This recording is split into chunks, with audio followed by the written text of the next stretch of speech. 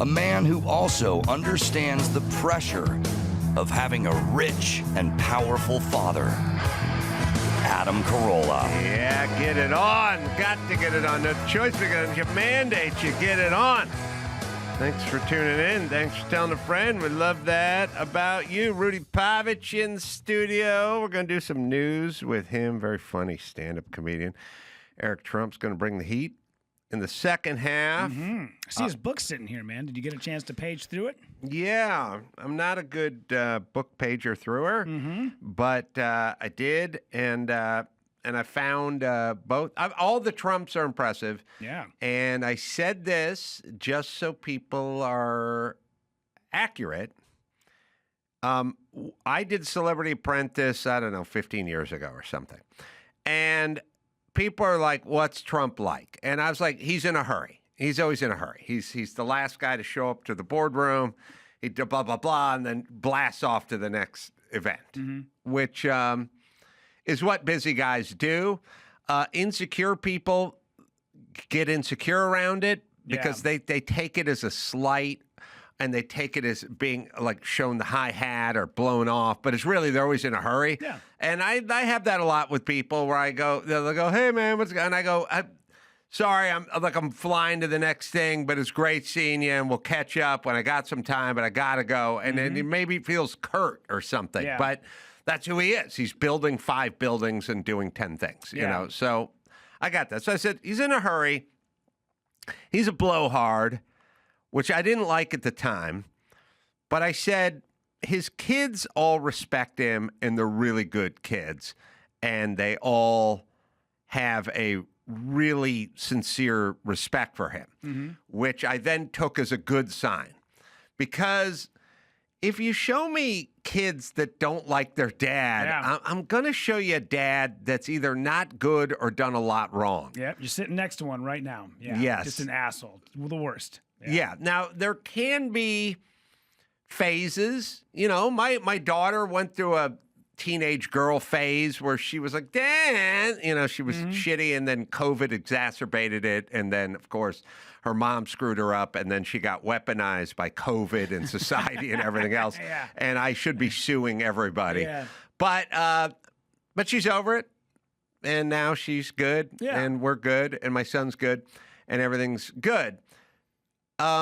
Show me a kid that doesn't like the dad, and I'll show you a dad that's not good. And let's break it down, Rudy. Moms run a little deeper, and there's more moving parts to moms. Yeah. You know, it's kind of moms are kind of a Steinway, and men are kind of a juice harp. Yeah, maybe a banjo. Yeah, I've seen that bumper sticker. You've seen it. It's just, we don't have as many moving parts. Yeah. You know what I mean? Like, it's just harder. Daughters and the relationship with their mom run weird and deep, and there's a lot of different components to them. There's even a weird competition component at some point where she's wearing skinny jeans and she's 51. Oh, You really think that's appropriate? But you get your hair cut. Your hair's too long. You're flirting with my boyfriend. There's stuff. Yeah. Now, as someone who dates somebody who still looks hot and dresses like that, I'm like, do it all day, girl. But when I look out from the outside looking in, I go, maybe it's time to. But you're not the daughter. You are right. Yes. The daughter has different thoughts than you have. Yeah. And so moms and daughters have more layered, intricate, nuanced relationships where there can be a lot of mixed feelings. A lot of good and a lot of bad rolling along. Yeah. The relationship with the dads I'd call a little more straightforward. Sure. A little more like the relationship you have with your dog growing up. It's either a good dog or he's not. Yeah. You know, it's just if the guy's pretty solid, fairly consistent, provided, taught you a lesson or two, gave you a little tough love that you deserved when it was appropriate, that took you out fishing or to watch a ball game or something like that. It's pretty easy nuts and bolts kind of stuff. Yeah. It doesn't take a lot to leave a good taste in a kid's mouth about the dad, because all the dad has to do is, not be a fall down drunk alcoholic and not gamble the money away and take you to a couple of home openers and sit up in the stands a little bit. Yeah. Pretty basic. Easy, yeah. And you can definitely tell how, having a dad in the house is so detrimental to kids as they grow up. Somebody just sent me a video of the Jenny Jones show. Remember that? Yes. Yeah, and there was they bring the sergeant in for boot camp. Boy, you better shape up. I'm gonna put a boot in your ass. And this poor kid is like 9 years old, and this guy's in his face, and he's screaming at him, and he's like, do you disrespect your mom? And he's like, yes, sir, I do. And he's like, do you want me to live in your house? And he goes, yes, I do. And he goes, why? You want me to be your dad? And he goes, I do. And he goes, why do you want me to be your dad? And this kid goes, because I don't have a dad. And then the whole crowd was like, oh my God, like, oh, that's the root of the problem right there. Oh, yeah. Everything's dad's not raising. You said detrimental, but I don't know if you meant it that way when you said a dad being in the house.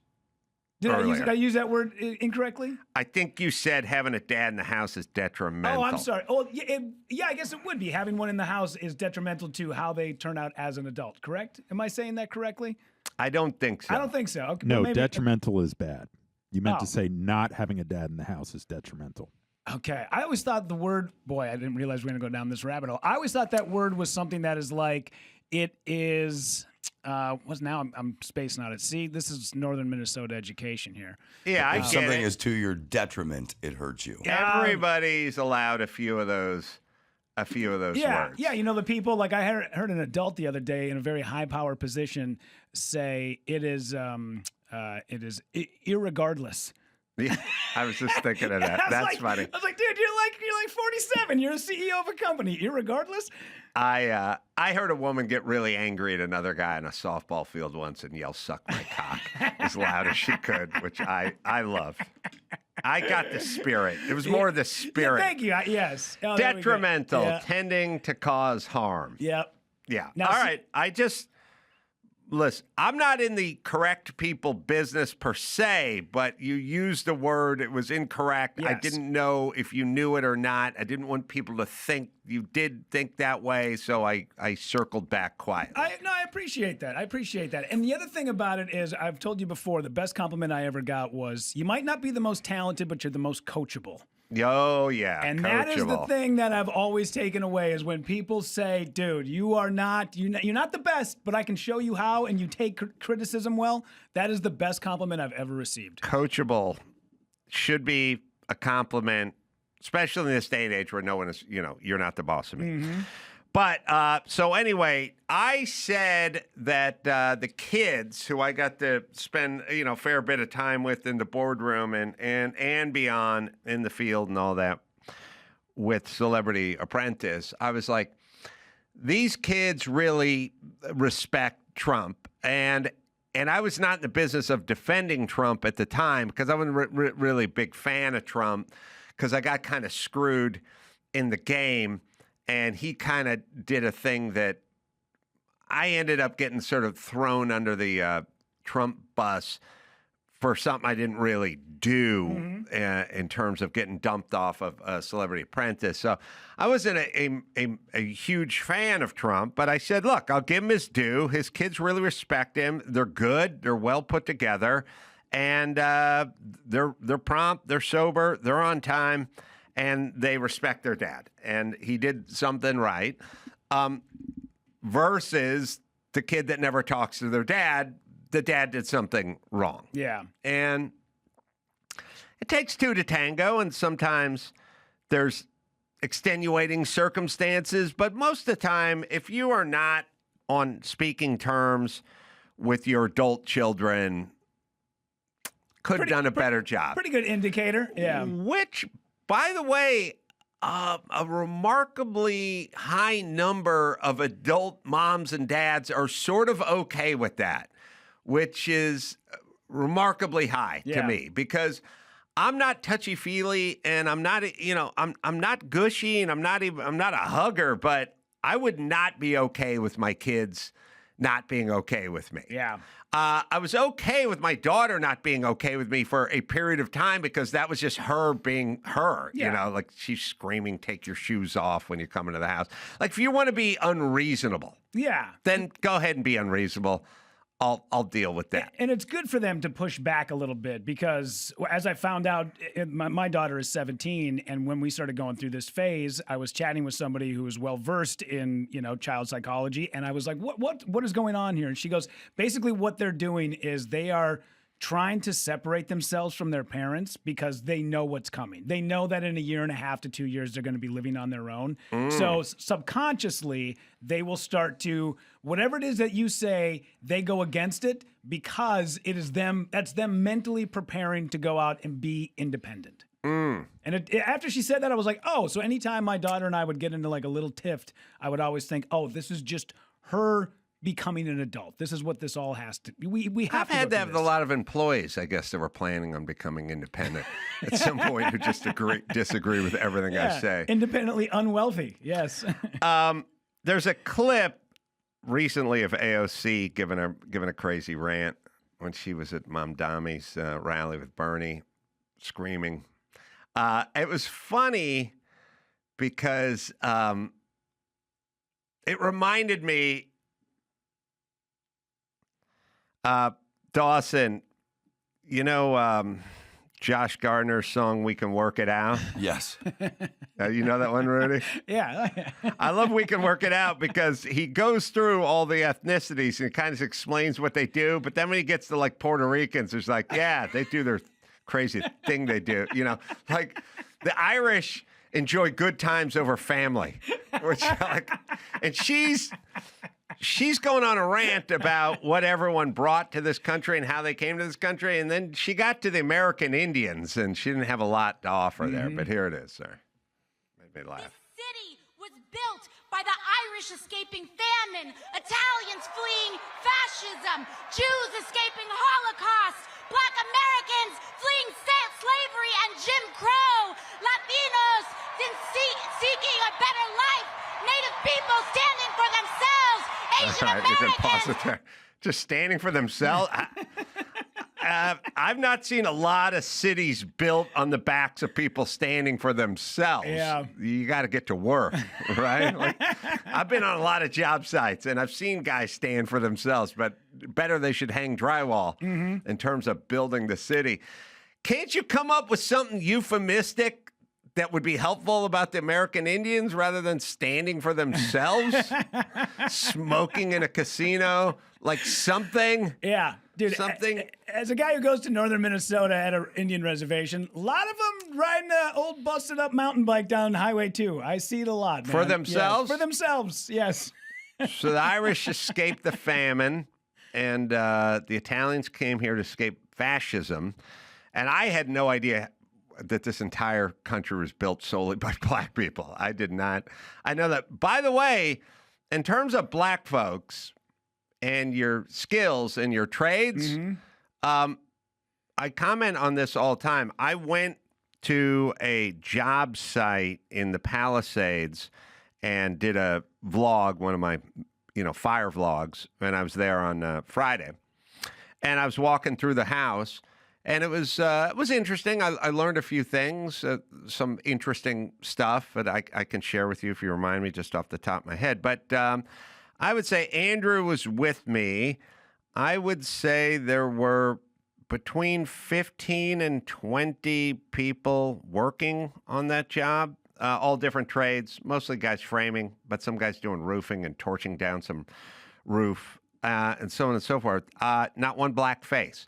So it's interesting to me that blacks built this country and built the White House and built Washington, D.C. and built every major city and they dropped their tool bags or something because they ain't on these jobs physically building. It is 100% Latino. Yeah. There's no black person anywhere near inside. There's no tools. There's no hammers. There's no nothing. It's 100% Latino and zero black. So for a group that built this country, they stopped building at some point, especially out here.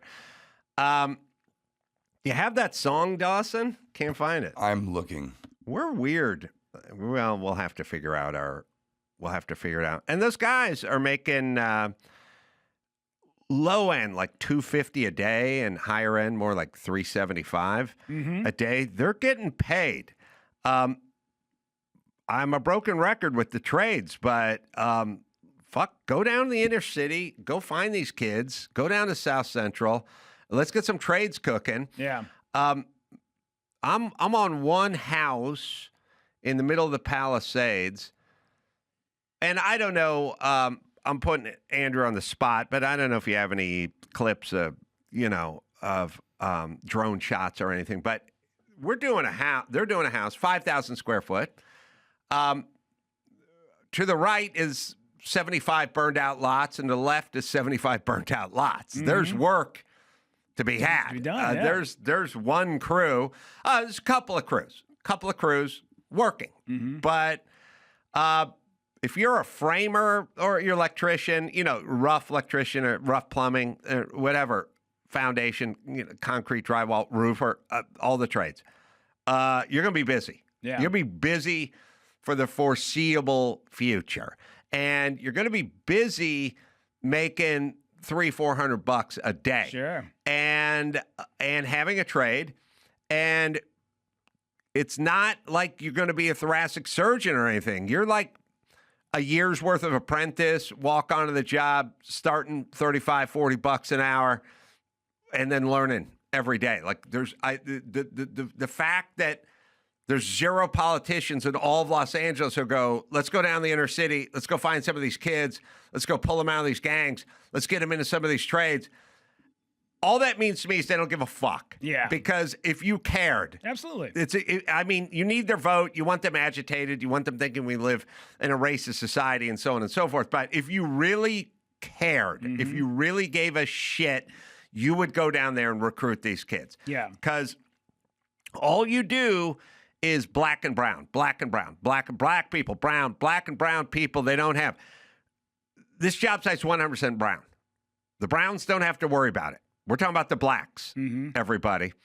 And you can go to adamcarolla.com and you can look at this. But as Andrew pulls away with his drone, you can see that the house that I toured and we were working on Friday is there. And then there are hundreds of vacant lots around it, just dirt lots. All, by the way, all $2 million lots, all going to get here's the math. They're going to get, it's a $2 million lot. It's going to get a 5,000 square foot home put on there, whatever they'll allow. The home is going to be, $600-700 a square foot to build. They're going to be $3 million into the thing. They're going to be $5.5 million when they're done. They're going to try to sell it for 7 or 8. Wow. That's the math. But it is endless, burnt, vacant lots, and we could be taking kids. And by the way, once you get into the trades, you stay in the trades. You don't work in the trades for 5 years and then work at Chipotle because you're making $300-400 a day. Sure. And you have a skill. And by the way, these guys are light on their feet. They're bouncing around. They're in a good mood. They're busy. They have pride. They have a skill. They've got their tools. They're like interacting. They got a sense of humor. They're enjoying themselves. The lunch truck shows up. They head out, have a fun. They're laughing, sitting at the table, eating lunch. But they got a life. They got a skill. Yeah, the degree of the degree of satisfaction that people get after a job well done. I think we're sort of throwing that out the window and not telling people about it. 100%.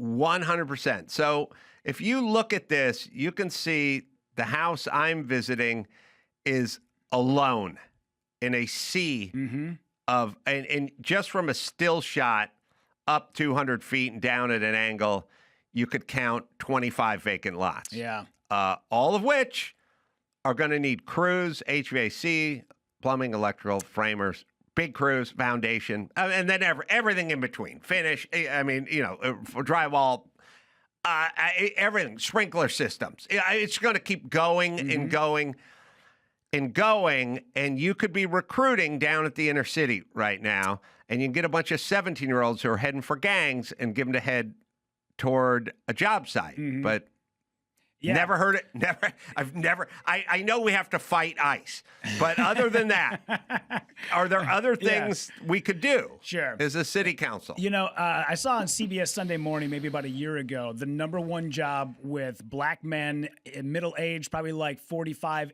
plus, is truck driver.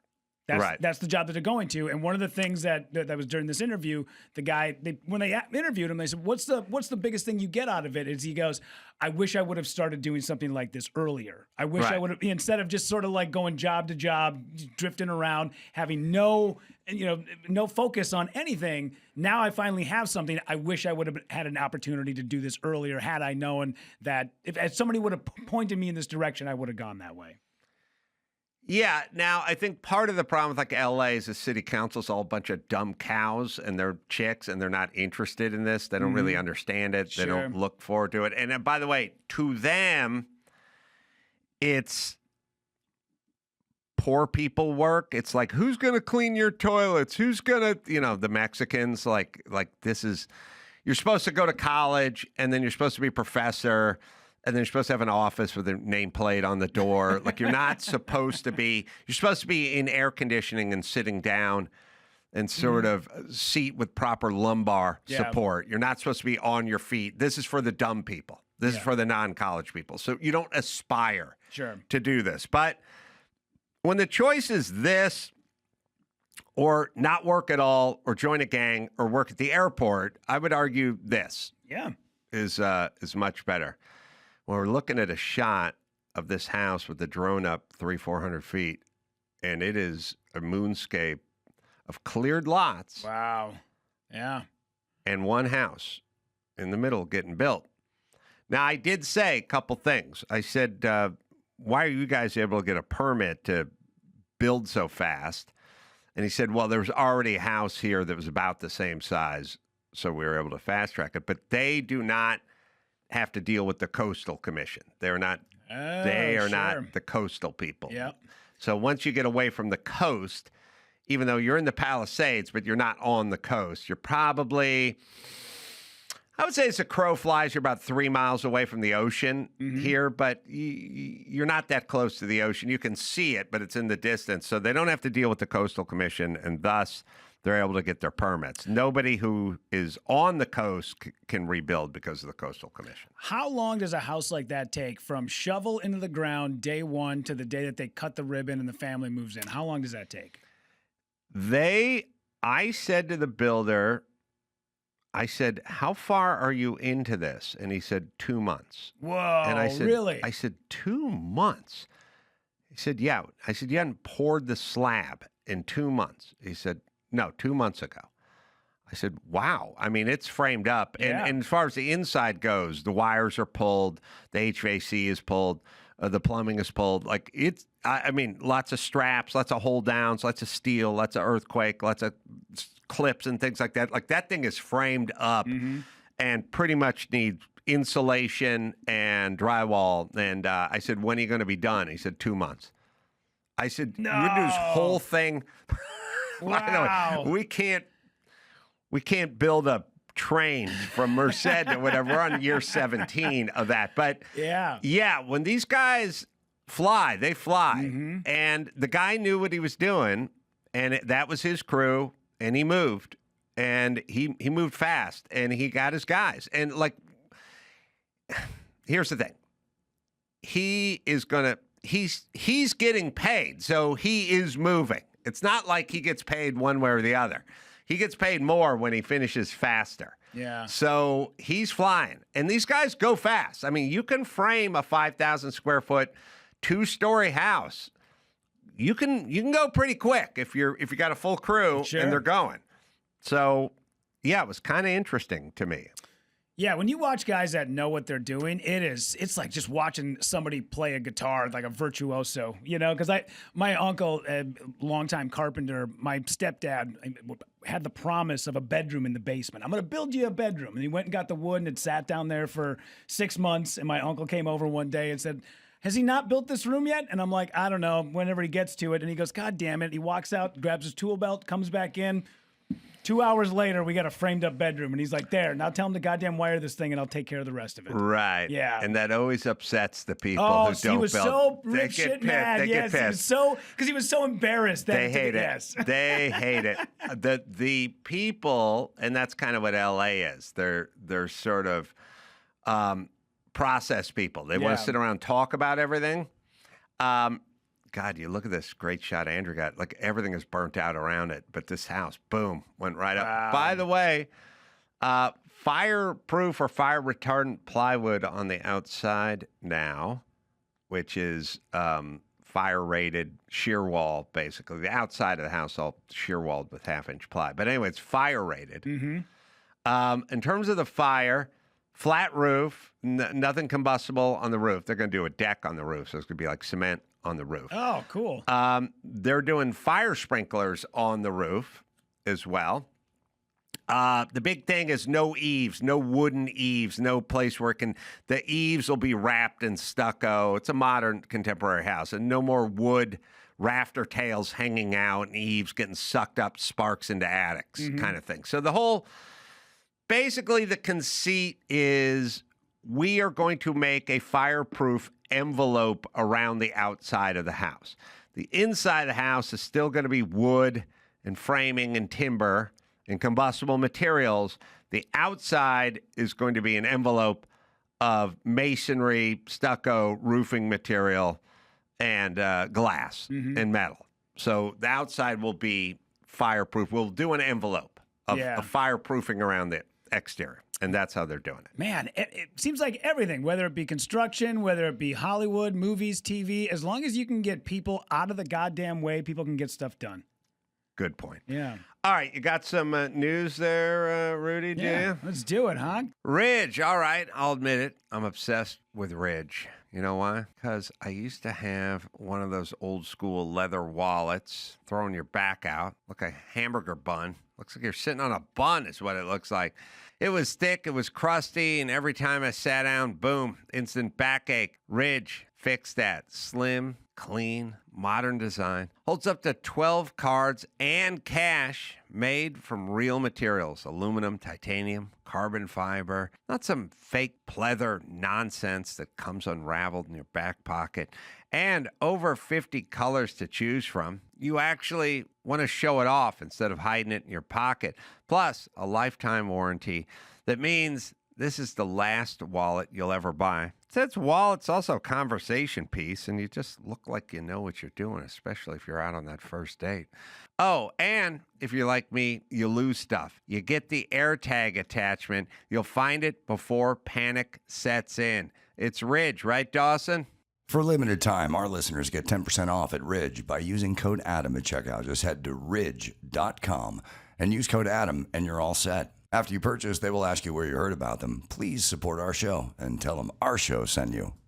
This October, Fear is free on Pluto TV with horror movie collections from Paranormal Activity, The Ring, You will die in 7 days. Scream, and From Dusk Till Dawn. This is my kind of place. And don't miss the man-made nightmares in Mary Shelley's Frankenstein or the world-ending chaos in 28 Days Later. Something in the blood. All the scares, all for free. Pluto TV. Stream now, pay never. California Governor Gavin Newsom's characterizations of his humble origins are raising some eyebrows, given his family ties to the late billionaire heir Gordon Getty.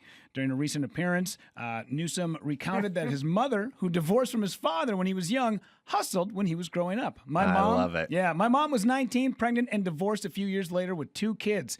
Came from no money and just hustled. You know, worked hard, grinding every single day, 2.5 jobs, no bullshit. We had roommates all the time because she couldn't afford the rent. And throughout his career, Newsom has told similar hardscrabble stories about living in poverty, about the time that for example, he claimed to have slept on the couch while his sister slept in a hallway because his mother had to rent out the spare bedroom. You know, it's kind of interesting. I was thinking sort of the mindset on this. Newsom grew up with privilege. His dad was a judge. His dad was a judge that was pretty favorable to the Getty family, and then later on became in charge of the Getty Trust of like $4 billion or whatever. So his dad was a heavy hitter lawyer. Oh my God, this judge, rich guy. and that's where he came from, Bay Area. Look, there's certain indicators, and people should just know the indicators. Like, if you open a winery at 25, you probably have some money, some family, some backing, or what have you. But I was kind of trying to picture the psychodynamic of it, and we'll hear him. Let's listen to him, and then I'll tell you what I think. But also, you know, it was also about paying the bills, man. Yeah, man. And it was just like hustling. and so I was out there kind of raising myself, turning on the TV. Started, you know, just getting obsessed, you know, sitting there with the, you know, the Wonder Bread and 5 stacks of, it's you know, like the White Stack Bob story. Come on. Kraft macaroni and cheese. Yeah. Come on. Man, bro. Good, You talking about me? Young YG. YG, But man. every day in the backyard, just bouncing the basketball, throwing the ball against the wall until the ball is just like fraying, man. And your arms Entertaining fall yourself. off. Come on, man. The whole thing. All So right. And then, so you know what I realized? Obviously, he grew up with privilege. Sure. And his Nancy Pelosi and the whole thing. And okay, fine. Dad. Okay. You can do a bullshit thing where your parents got divorced, but if your dad is handling the Getty Trust for $4 billion, you're fine. Doing okay. Okay. Now, here's what I realized, though, as I was trying to really think about it. He claims he was this. Like, he grew up this way. He grew up this way. I don't know what. We'll play a clip of him. Here's him talking to me about growing up with a single mom. Let's put it to you this way. You want to talk some more? Everyone wants to talk about an even playing field. I tell people there's no such thing as an even playing field. Some people grow up with rich people. Some people grow up, their dads own factories they can work at. Some people grow up poor. I grew up poor. I don't know where you grew up, somewhere in between. Mama worked 2 jobs, and we have a foster family. And some people, So everyone grew up somewhere different. Sometimes your ethnicity holds you back. And by the way, in a divorced household where my mother stepped up and stepped in, and just because my dad wasn't there didn't mean I had no damn chance. There were other factors. Well, he was there for a while. He was there for a year and a half. Really? Yeah. When did he cut out? I was an 18-year-old pregnant mother, had me at 19, my sister at 20, and they were divorced a year and a half later. And now he still played a role in our lives. All right, so he grew up hard scrabble rich. Yeah. Okay. But as I was thinking about this, I was like, all right, let's try to figure out this dynamic. You can clear the screen if you like. I grew up poor, and I didn't grow up like poor sharecropper poor. I grew up about as poor as you could be in the 70s in Los Angeles, which is not Kansas in the 20s. Mm-hmm. That was a different kind of poor. That's Dust Bowl. Yeah, waiting long lines wearing dress shoes. Yeah. Poor with dress shoes. Yeah. Now we have poor with Air Jordans. Yeah. And that's a different kind of poor. So now there's poor with the smartphone and poor with cable and poor with Uber. Yeah. And, that's not really poor. But I grew up about as poor as you could be in sort of semi-modern Los Angeles. Mm-hmm. And food stamps and welfare and that kind of stuff. And then I realized I have a totally different perspective on poor people. Like, poor people that I grew up with were fucking lazy and they're complainers. And my mom could have got a job, but she didn't really want a job. And she'd rather get welfare and food stamps and complain about the government. And most of the people I hung out with, their parents were kind of like, and they weren't exactly hustlers. They didn't work weekends. They like to smoke. They like to drink. They like to watch TV. Like, they were kind of poor for a reason. Yeah. Which is they didn't get their fucking hustle on. Like, they didn't make the hay while the sun was shining. Some of it was like substance abuse. Some of it was just kind of, kind of a basic low IQ, kind of dullard, kind of stupid, Part of it was like them kind of trying to game the system a lot, kind of get their hustle on a little bit, like, I don't mean hustle like hustle movement. I mean like bullshit hustle. Like we would, if there was free spaghetti night at the church, we'd go down there. We didn't have any business getting free spaghetti at the church. My mom could have made spaghetti at home, but this was free. Sure. So why not stand in line? Lots of like tell the school to get the lunch tickets and all that shit. But far as I could tell, a lot of underachieving bullshitters who drank a little too much, who had a couple of vices, who gambled a little even though they had no business gambling, and kind of were more into fixing up their own chopper than paying for their kids' braces or saving up for college. Sure. It was on them. Yeah. And I was like, you guys are fucking dumb and you're lazy and you're depending on the government to bail you out, but it's not because you're not able-bodied. You're just fucking dumb and lazy and you don't fucking want to do anything. Like you're not, and sort of narcissistic. Like, just like, hey, man, I could go do this and go do that on a Saturday, but I want to hang around and have a beer and relax. Yeah. You know, when people will say things like they'll look at maybe somebody who is 50 years old will see another person who's 50 years old and they'll go, oh my God, do I look that old? And you're like, no, you look older than that. Right. I would love for people to hear people talk about the race to the bottom. I grew up hard Scrabble. I grew up with this. I grew up with that. And then afterwards play them the tape and go, by the way, you sound like that, but way more whiny. Yeah. Wouldn't they just go, oh shit, I sound like an asshole? So the thing about Newsom is I was trying to break it down in my head when he was lying about his hard Scrabble. He did not grow up that way. So he may have a sympathy for these people because he doesn't know them. Sure. And so the people that don't know these people are constantly like, these are hardworking, proud people who are just looking for a hand up, not a hand. No, they're fucking lazy people who want the government to fucking pay them and then complain nonstop about rich people not paying their taxes when they don't pay jack shit for taxes or do anything for anybody. Yeah. I know them. They're not proud. They're fucking dumb. They're dumb and they're basically lazy and they do a lot of pushing off on the government and the people, like sort of blaming the old man or the lady or the whatever. They do a lot of externalizing. They're fucking lazy and they're not very motivated and they don't have much ingenuity at all. They're just like, fuck, you know, they're not here to do anything but take care of themselves, and that's how they roll. And then their kids, because they're not being taken care of, essentially just drift off early, and they drop out of high school, and they smoke early, and they drink early, and they get shitty jobs, and they follow the trajectory because there was no guardrails, there's no college savings, there's no tutelage, there's no guidance, there's this.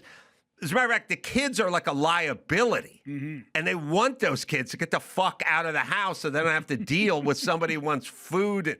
You know, they don't want mac and cheese all the time, you know?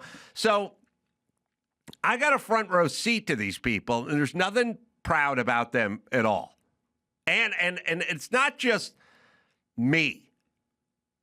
My friends' parents were like, I was just saying how I was saying yesterday, my best friend, Chris' dad, I mean, we live in an apartment together. His dad had to come stay with us for a month before he checked himself into prison. You know, and he was like 48. You know what I mean? Like, these are fuck up losers. Not proud anything. Yeah. They're fucking grifters who'll take as much free shit as they can get their fucking hands on. There's nothing sadder than seeing the mom and dad with the goddamn sign at the end of the exit ramp, and they got two little kids with them. And every time I'm like, you are showing those kids the worst possible. You never want to end up like this. And why are you showing them that this is an example of how you get by? Yes. It's awful. So, but I realized Newsom never saw that because he's lying. He's lying about this, like Kamala Harris has to lie about working at McDonald's. Lie about hard Scrabble because that's their constituency. And in their world, somehow, in order to do something for black people, you have to talk black or keep hot sauce in your purse or some sort of bullshit. Hey, man, I lived on mac and cheese, man. I played basketball, man. I love Fat Albert. Man, I love that cartoon, Fat Albert. Ooh, yeah. So he's full of shit. He doesn't know it, and he thinks these people need it. I lived it. I saw it. They don't need it. Like, he sent out I think it's one of your stories about Snap getting cut off or whatever. Yep. He sent out a tweet last night, Newsom did, about 40 million people going to be not denied access to food. But I love the denied access. Yeah. Denied access to food. So do you get yourself an In-N-Out burger, someone's going to slap it out of your hands from the government? There's that word literally again. Yes. Literally. Yeah, so it says Donald Trump is literally dancing in Asia while 40 million people lose access to food. You don't lose access to food. You lose access to me buying you food. Yeah. You can go get your own food. Hey, Dawson, you're eating right now. Yep. Did I buy you that food? Well, yeah. Oh, yeah, all right. You work here. Did I remove access for you to get that food? Nope. No, you bought that food with your money. That's your food. Well, there's not access. Everyone has access to food, just like you have access to birth control if you work at Hobby Lobby. Mm-hmm. Now, Hobby Lobby may not buy your birth control, but you still have access. Maybe access is one of his words, though. Remember, he said these people don't have access to checking accounts. Right. So here's the thing. Why do I have access to everything, and these people have access to nothing? First off, these 40 million people, 37 million of them are morbidly obese. They're all fat. Yeah. These people have access to fat reserves that are going to keep them going for at least 5 days. Oh, God. I saw. At least. A fucking 48-hour fast would be the best thing that ever happened to these lazy fat asses. Number one. So they don't have access to food. Okay, so let's cut them off. Do they wither and die on the vine? I'll bet they find a way to eat. Yeah. That's me. Mm-hmm. I'm optimistic that way. Yeah. But I wrote they should explore the possibility of getting their own food. I know it sounds crazy. And I know, see, Democrats, and especially Newsom, looks at himself as a zookeeper, and they're the animals, and he's in charge of slopping the animals, and they will perish if he doesn't slop them. What he doesn't understand is they can go out and hunt and get their own food, and he's not the zookeeper, and they're not in cages. They have free will. Yeah.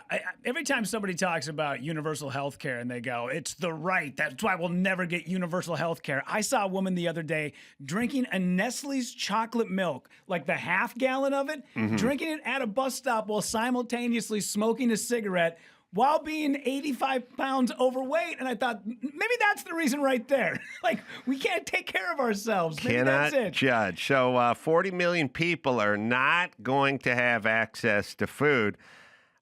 I've never, again, I've been poor. You find food. Yeah. Like I found it at my friend's house a lot of times. You figure it out. Just like if you're homeless, you find a place to live unless you're a junkie, in which case you don't.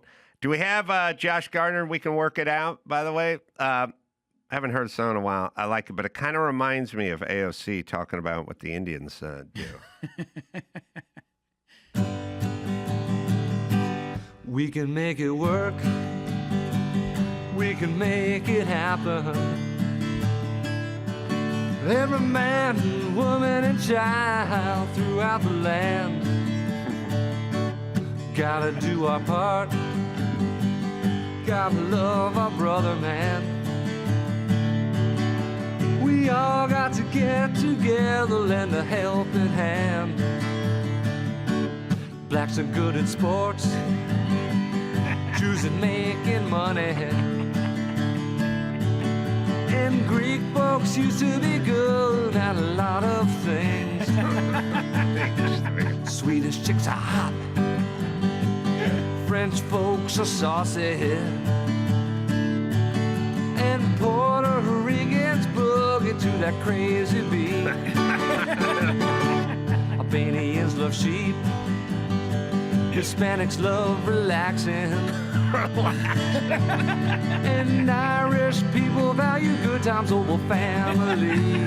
All right, we got it. They value good times over family. Great line, man. Great line. Yeah. One of the things talking about, people getting All right, wait, assistance. let's hear AOC again, because that reminds me we can work it out. Yeah. I like, yeah. So basically, the Indians boogie to their own crazy That's beat. so is funny. essentially what goes on. She's great.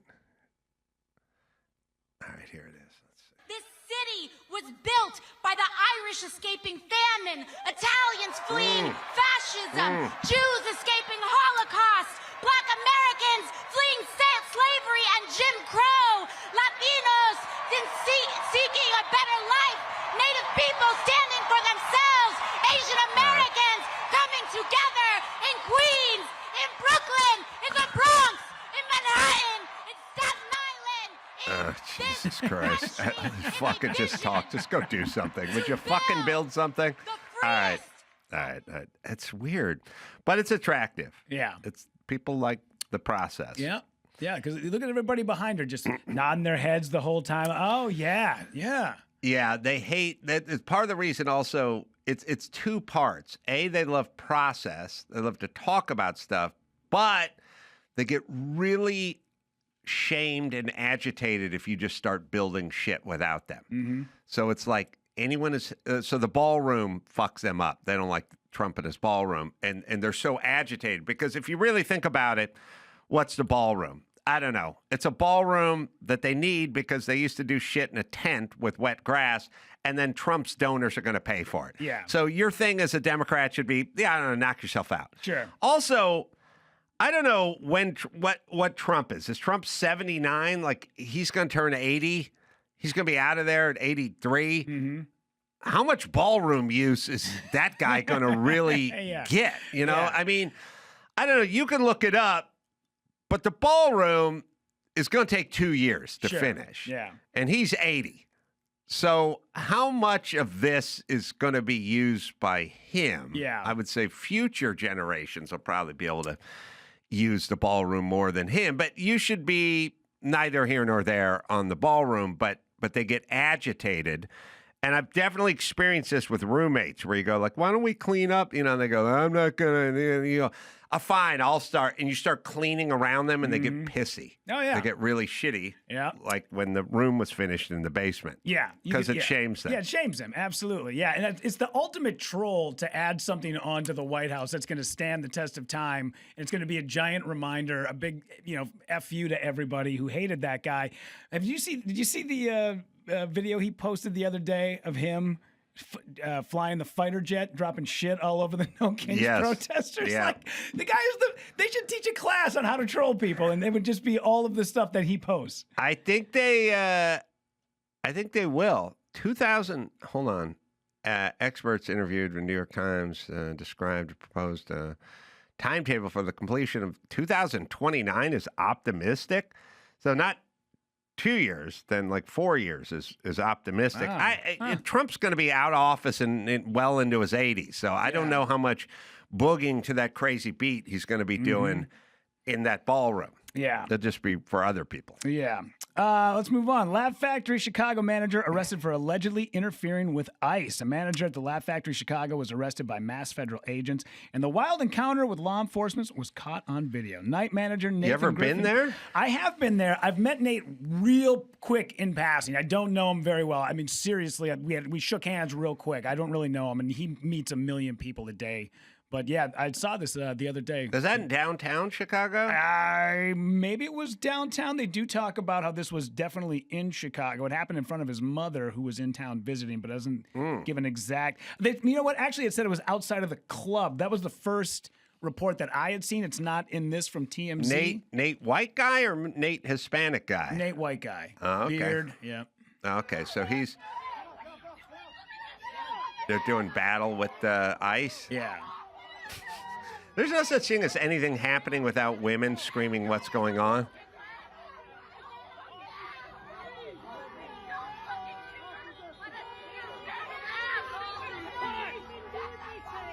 Women are going nuts. Yeah. Hold on a second. You know, it's funny. The guy who's being handcuffed and zip-tied and tackled is not making a peep. But every woman around is screaming at the top of their lungs, what the fuck are you doing? Crazy. So that's him on the ground? That's him on the ground. Now, how did he get to there? You know, they don't show that in the video, but from what some of the reports were with that is that he was interfering with law enforcement while they were possibly interrogating somebody or making an arrest, and that's where that was the first initial meeting that he had with police officers and ICE, and then this is where it ended up. But they don't show, there's no video that shows before that. There's something going on, and I think we need to put a PSA out because we haven't really gotten the message. If you fuck around with cops or ICE or uniform, whatever, they just take you down. Yeah. But for some reason, we have a lot of bravado. It's sort of like every once in a while you see a blonde chick slap a black dude, and it's like, he's going to counter that with a stiff right cross. Like, I know you think nothing's going to happen because you're a girl and he's a guy and he's not going to, and we're in public. He's going to. Yeah. So don't do it. And there's a weird thing. Women have more than men, which I keep seeing, which is they run up to the ICE guy and they start shoving him and screaming and stuff like, bitch, you're going down to the asphalt. Yeah. And then when you go down to the asphalt, don't scream what's going on. You're surprised by it. I like the surprise part. I would never be surprised if I tried to fight a cop. So if you get in on them and you start pushing on them or blocking them or whatever, then you go to the ground. Mm-hmm. Now you can go, why are they there? Oh, I don't know. Well, what right do they have to be there? I don't know. Well, is it good or bad or right or wrong that they're there? That's all a secondary question. Yeah. It's the first part where you push on them. Don't do it. Yeah. You'll go down to the ground. And then they'll go, why? And it's like, well, because you pushed on them. Mm-hmm. And then they'll go, but they weren't even, they're in the wrong building. Yeah. Yeah, I know, but you pushed on them. So now you're on the ground. Yeah, I think if you play the video a little bit more, you'll actually see, I think the women that are in this video go a little bit more bonkers than what they already are. Like, they kind of really start to... That's You can good. bring it up, yeah. So there's two people on the ground. There's two people on the ground. I don't know if the one is... Because he was with his mom, and I don't know if one of them was his mom that was on the ground with him. I don't know. I don't think my mom would ever jump in. Oh, yeah, not a chance.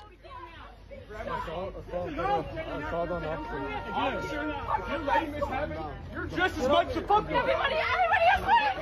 We have to go together. Why are you doing this? Huh? Where are you taking him? Where are you taking him? Where are you taking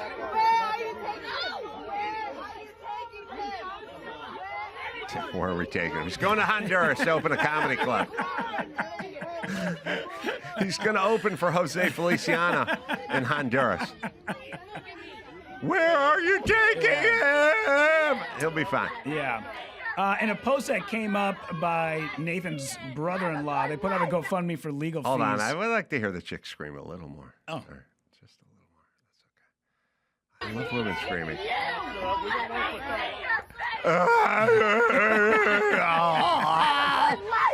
Women are so miserable now. It's so sad. That's all our fault. Yeah, in a GoFundMe that was posted by his brother-in-law for legal fees, it turns out that after 4 hours after being detained, he did pop up in FBI custody. Where he's at now, it doesn't say.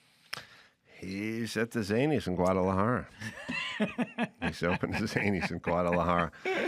Yeah. Should we go on to Zohran Mamdani's? Yeah. Dude, so this... I love this guy. Oh, my God. This guy. I love him. Unbelievable. So Zohran Mamdani's dad claims that Nazis took direct cues from the United States.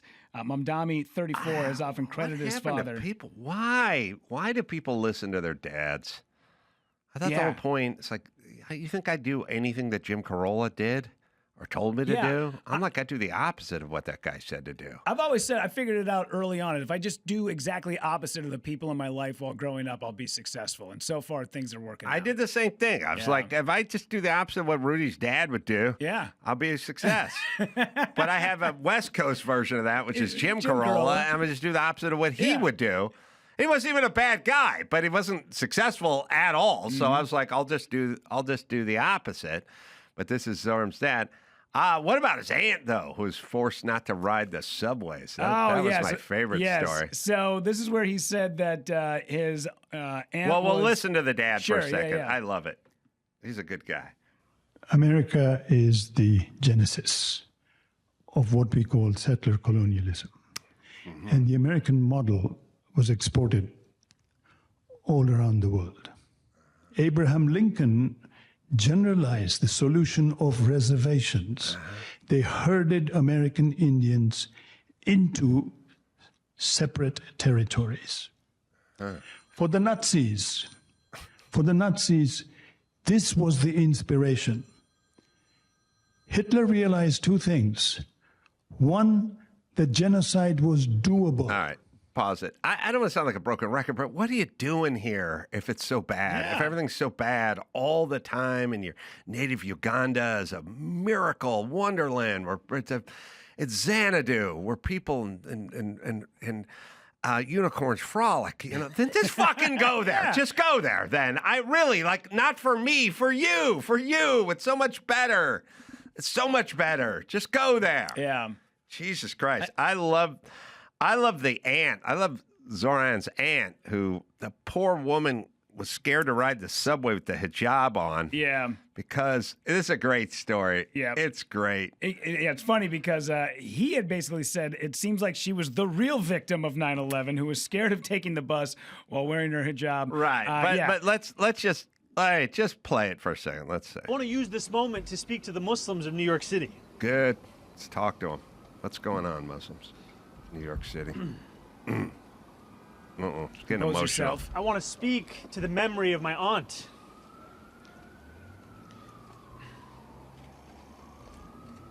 Who stopped taking the subway after September 11th because she did not feel safe in her hijab.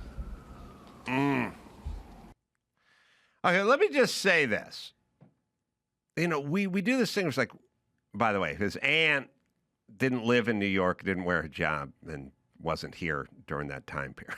Yeah, you want to feel unsafe? Wear a Blue Jays hat down to the Dodger Stadium today. That's a feeling of unsafe. She was in Tanzania or something, I think. I can't read it from here. But she wasn't in the country. She wasn't on the subway. She didn't have a job. But other than that, it's a perfectly accurate story. Just like Kamala Harris is, working at McDonald's, and Gavin growing up hard scrabble. It's a great parable, except for it never happened. Yeah. But here's the thing. After 9/11, there was a lot of hey, there's a thing where some guy driving a Ram truck yelled at a guy at a 7-Eleven because he was wearing a turban. It's like, did he put his hands on him? No. It's really not that bad, considering 3,000 people are dead and, the towers are gone. Sure. I feel like as a nation, I don't know what you're expecting, but I don't know that the Middle East folks would have done much better. And here's all I'm saying. If I was just living in Iraq and they had a financial center with 2 big skyscrapers and the Rams team plane flew into it and took them both down. And then I was like, why can't I wear my Rams hat on the subway the next day? Yeah. Someone would go, because you shouldn't. Yeah. And I go, why not? I wasn't flying that plane. I can't wear my Rams hat. No, I just for a couple months. Yeah. This is bullshit, man. By the way, I would be torn apart limb from limb if I put my Rams hat on and went down to the subway in Tehran the next morning. So this thing, now obviously this never happened, so he's just a fucking liar. More victim shit, more sympathy shit. I get it. That's how you run. You run on pretending you're poor and pretending you're a victim. Zohran has to pretend he's poor and he's a victim at the same time. He's rich and he's not a victim, and your aunt didn't even fucking live here. But keep lying. And by the way, the people that vote for this guy, you should have thoughts about continuous lying.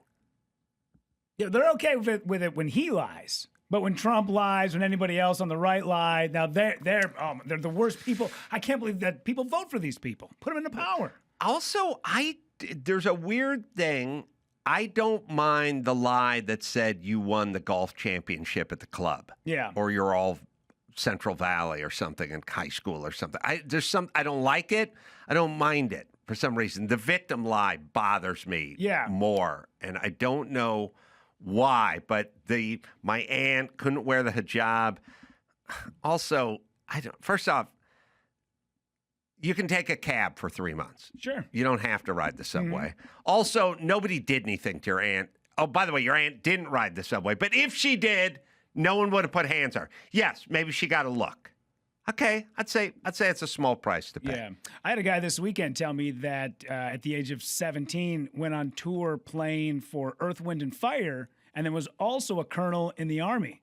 I'm like, wow, they give you enough time from Earth, Wind, and Fire to go work your way up the ranks of the U.S. military. And he was like, yep, totally happened. I was like, you do realize, dude, it's a easy Google search to find out. I know. But I don't even care. Who cares? I know it's bullshit, but it's a fun lie. They found Zohran's aunt, his only aunt, was living in Tanzania and not wearing a hijab in 10 minutes and then put it up. I don't know why. But again, I don't know. You said you worked at McDonald's. It's discernible. Yeah. Not bothersome that you didn't. No. All right. We will take a little break. Eric Trump is going to join us. Rudy, you got dates. La Jolla Comedy Store coming up. Yeah. November 7th to the 9th. Mm-hmm. And then Heavy Rotation Brewing in Minnesota or Minneapolis. Yeah, Minneapolis. Yeah, it'll be a good one. That's a Black Friday. So right after Thanksgiving. That's November 28th. And we'll take a quick break. Be back with Eric Trump right after this. O'Reilly Auto Parts. Pow. Yeah, catchy tune. You know the jingle. These guys keep your car on the road, so you don't end up by the shoulder looking like a dope. Friendly, helpful service. People who actually know their stuff, not just some kid who'd rather be on his phone or anywhere other than helping you. I use O'Reilly. I get my parts from O'Reilly. I get my stuff. It's not just parts. I mean, I spilled a whole bunch of hydraulic fluid back here several weeks ago, and I needed the stuff to sop it up. O'Reilly has that as well. Thousands of parts and accessories stocked in the store or online. Don't panic when that check engine light comes on. You got O'Reilly. Wiper blades, brake lights out. They'll help you. And they can help you if you're not a DUI type. Find a shop nearby that will take care of the business. So whether you're a gearhead or you don't know a lug nut from a donut, they'll walk you right through it. No attitude, just real help. Stop by O'Reilly Auto Parts today or visit us at O'ReillyAuto.com/Adam. That's O'ReillyAuto.com/Adam. This October, Fear is free on Pluto TV with horror movie collections from Paranormal Activity, The Ring, You will die in 7 days. Scream, and From Dusk Till Dawn. This is my kind of place. And don't miss the man-made nightmares in Mary Shelley's Frankenstein or the world-ending chaos in 28 Days Later. There's something in the blood. All the scares, all for free.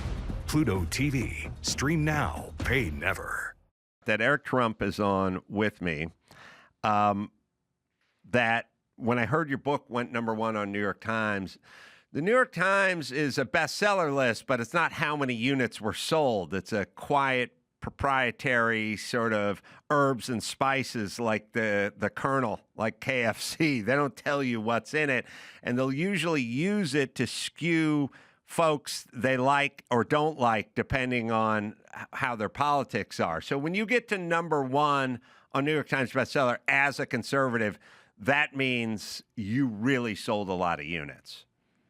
So I went into this thing saying, listen, it has to be too big to rig, right? No different than the election. It has to be too big to rig. And so honestly, Adam, we went in there, we absolutely crushed it. And I think, honestly, the entire country is pissed off. I called it under siege because it wasn't just our family under siege. It wasn't just me under siege. It was our entire nation that was under siege. It was all Americans that were under siege. You talk about it all the time, and I think you have one of the best voices as it pertains to the nonsense that they've done to all of us. But there was almost a referendum, and it was almost done through this book, and the numbers were some of the biggest that the publishers have ever seen.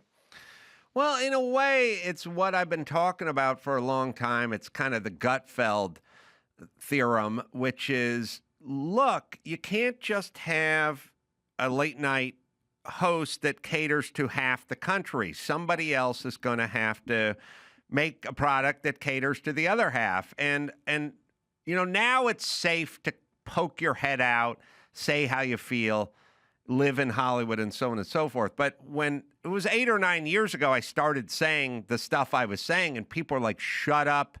You're going to ruin your career. You're not going to get any advertisers. You're going to get dropped. Nobody's going to follow you. It's taboo. And I'm happy to say that pretty much in large part because of your family, especially your dad, that the pendulum is swung, and you're able to go, hey, this is the way I feel. And by the way, I may be more popular with these thoughts than you were with your thoughts some years ago. Yeah, well, isn't that amazing? I mean, there's kind of a quote out there: "Everything woke goes to you know what, right? Goes to crap. Everything woke goes to shit." And that's what's happened. I mean, look at the Emmys, look at the Oscars, look at everything that they've tried to go woke with, right? It's all disappeared. We used to own Miss Universe, right? As soon as we literally sold it, they decided to put Miss Spain was actually Mr. Spain. And guess what? No one watched Miss Universe anymore. It went woke, and it absolutely went to hell. Adam, my wife has the #1 show on Fox News on the weekends at 9 o'clock on Sunday night. You know that's Death Valley in terms of rating. She's getting better ratings. She's getting like 2.3, 2.4 million people on a Saturday night at 9 o'clock. Right. She's getting substantially more ratings than network TV is at 9 o'clock during the week. What does that tell the entire world? So, and by the way, the worse they do, the more they try and cling to relevancy, which means that they do worse and worse and worse. And it's kind of this perpetuating cycle. No one likes the mainstream media anymore. We had negative 98% media coverage against our family for the last 10-year period of time. And yet my father had the most resounding victory in modern American politics. We won every swing state. We won the popular vote. Every state tacked to the right. We won 11 counties in California that had never been won before. The point is their message isn't working. The point is the people of this country don't like them. And by the way, I think the Republicans, approach humor as a joke and kind of funny snarkiness, right? And they poke humor. We've definitely won the meme war. The problem is on the other side now, they've just become mean. Yeah. Like I've seen so many clips of Jimmy Fallon, these guys, they've become mean people. Like they can't do humor in a funny way. They have to do it in a mean way. And I think that's a turnoff to a lot of people. Well, alluding to what you were talking about, Oscars, Emmys, and all these legacy shows that used to be appointment watching, I'll just put it to you this way, and this is kind of my head on it. If you go back 30 years, the Oscars and the Super Bowl were sort of the two big appointment, sit-down, can't-miss TV moments. Even my screwed-up family would watch the Oscars together, and then you'd watch the Super Bowl, some months later. The Oscars started tampering with their brand. They started getting woke, and they started moving pieces around, and they started saying, look, we need a certain amount of representation, and we need feminine, we need gay, we need black, we need this. And as they started doing that, that's when the viewership started falling off because it ceased to be a meritocracy. We went, wait a minute, is Moonlight really the best film of the year? Or is it just because that guy's gay and black? And once you enter that question mark into America's head, we start going, nah, the Super Bowl, they were probably neck and neck 30 or 40 years ago. Now the Super Bowl's 100 million, whatever, and the Oscars is 4 million or whatever. They've pulled away. Because last year's Super Bowl had 2 black quarterbacks starting because there were 2 best players on their team and in the league. That's why they started. No one ever questioned why there was a white middle linebacker or why the cornerback was black. It was just the best, meritocracy, and now we're all going to watch and enjoy. And when you start tampering with that, when you go, well, who's starting at free safety? The coach's son. Really? Because that guy runs like a 5.5 40. No. Then we stop watching. And they don't understand that they're hurting their brand when they start making these decrees about representation. Sure. And no one gives a damn what Meryl Streep has to say about politics. Right. Do me a favor. Act. Right. Act. Entertain us, right? That's what we're paying for. We're not paying for your political views because we don't give a damn. And most of these people don't actually understand politics or are pretty disenfranchised from actually the average American in these swing states that feel like they've been so left behind. But honestly, Adam, even to the NFL, look what was happening under Colin Kaepernick. Right. NFL ratings went to hell as you had a guy who was making $30 million a year or something along those lines, kneeling as they played the national anthem, kneeling for the American flag. People didn't like that at all. People literally were canceling their NFL subscriptions, left and right. And then all of a sudden my father comes in, and you know what NASCAR does? They embrace it. They've got the Blue Angels flying overhead. They've got the B-2 bombers flying overhead. They're playing patriotic music. Everybody's standing there. And all of a sudden, all these people rushed towards something that they actually appreciate. They appreciate that something actually stood behind our country and the values of our country. And so again, if it turns woke, it dies. So look at the Nobel Peace Prize. Like that's like almost the latest example that no one's talking about right now. So, my father stopped all these wars. He's created peace. He's done things that everybody thought was impossible. People on both sides of the conflict are actually thrilled, right? I mean, in India and Pakistan, you had Modi, you had the PM in Pakistan, both come out and say, thank you, thank you, President Trump, for what you did. You had the same thing, obviously, with Israel and the Palestinians. They both came out and said, hey, thank you. What you did was incredible. You didn't have that during World War II, where the Germans weren't exactly thrilled that they lost World War II. The Japanese weren't exactly thrilled that they lost. Here, you have both parties on both sides of these conflicts who are saying thank you, and yet the Nobel Peace Prize still won't give the Nobel Peace Prize to Donald Trump. So you know what's going to happen?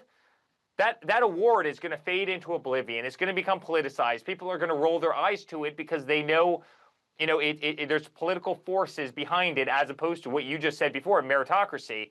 And it's going to lose the value, and that's actually really sad and something that should keep. There's such a need for an award like that around the world. Great people who do great things should be awarded a great award that's respected, but that's going to fade into oblivion if they don't start taking that job seriously. Again, everything that turns woke turns to, and I can give you 1,000 other examples of that. Yeah.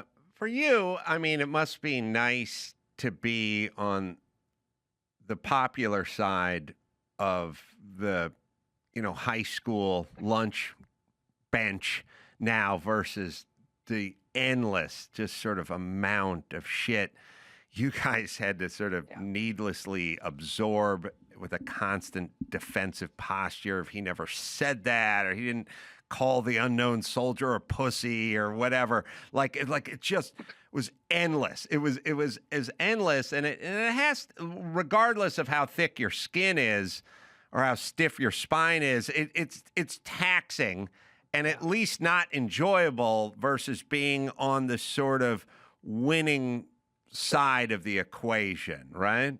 But Adam, the difference is, and I agree with you 100%, it's much nicer being on this side, but the difference is all of it was manufactured. I always called it manufactured outrage, right? They would come up with something, and I'll never forget, I got asked a question like, if you're, what would your father think if your sister was in a workplace where she was getting harassed by her boss? And I said, I think my sister would, my father would want my sister to leave that job, to get it. The next day, nothing the next day, nothing the following day. 2 days later, how dare you, Eric Trump? Not everybody has that kind of upward mobility. And I'm sitting there saying, give me a break. Like you're manufacturing outrage right now for talking points. Like no father would want their daughter in a workplace where they were otherwise getting attacked. But right now you're just trying to manufacture a story that doesn't exist, right? And we dealt with so much of that.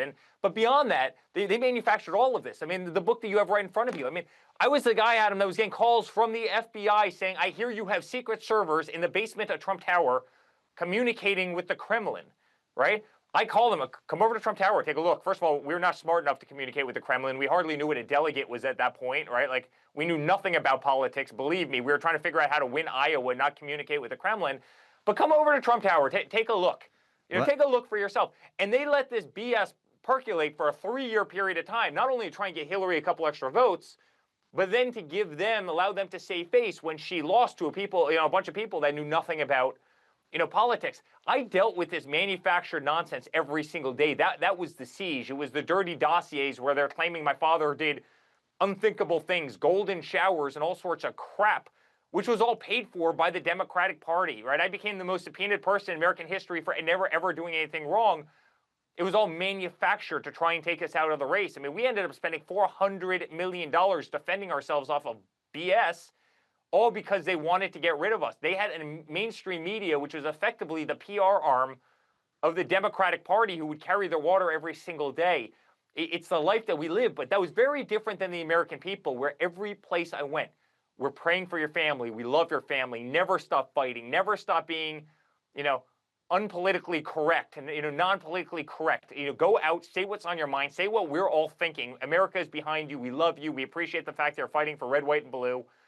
Go get them. And so much of what you're referring to is just manufactured outrage that was perpetrated through a media that otherwise hated us, not actually the sentiment of the American people. Well, it is interesting. And first off, back to the technology of Trump Tower. I stayed at Trump Tower for Celebrity Apprentice, and I couldn't get my Sling box to work because the internet wasn't good enough. So, not a bastion of communication technology coming out of the Trump Tower in Manhattan. It's nuts. It's also crazy. People put together these montages from 2017 or 2019 with all the Brennans and the Clappers and the FBI and the CIA and the Congress people and the senators and stuff. These never-ending montages of them sitting up there looking very earnest and concerned, sort of saying, I wish it wasn't true, but there's many indications that Trump is a cat's paw of Putin and all this stuff. And you look at it and it's like they're so earnest and they have such a poker face, and they all have credentials that go back 30 or 40 years. And you're like, oh my God, none of this was true. And I saw one recently where they even wheeled Jimmy Carter out there to get in on the act. And I realized Jimmy Carter didn't even know what was going on at the time. They just sort of pushed him out and said, start talking about Russian collusion. And he did, because he was fed all this stuff. It has to be almost surreal to look back at that.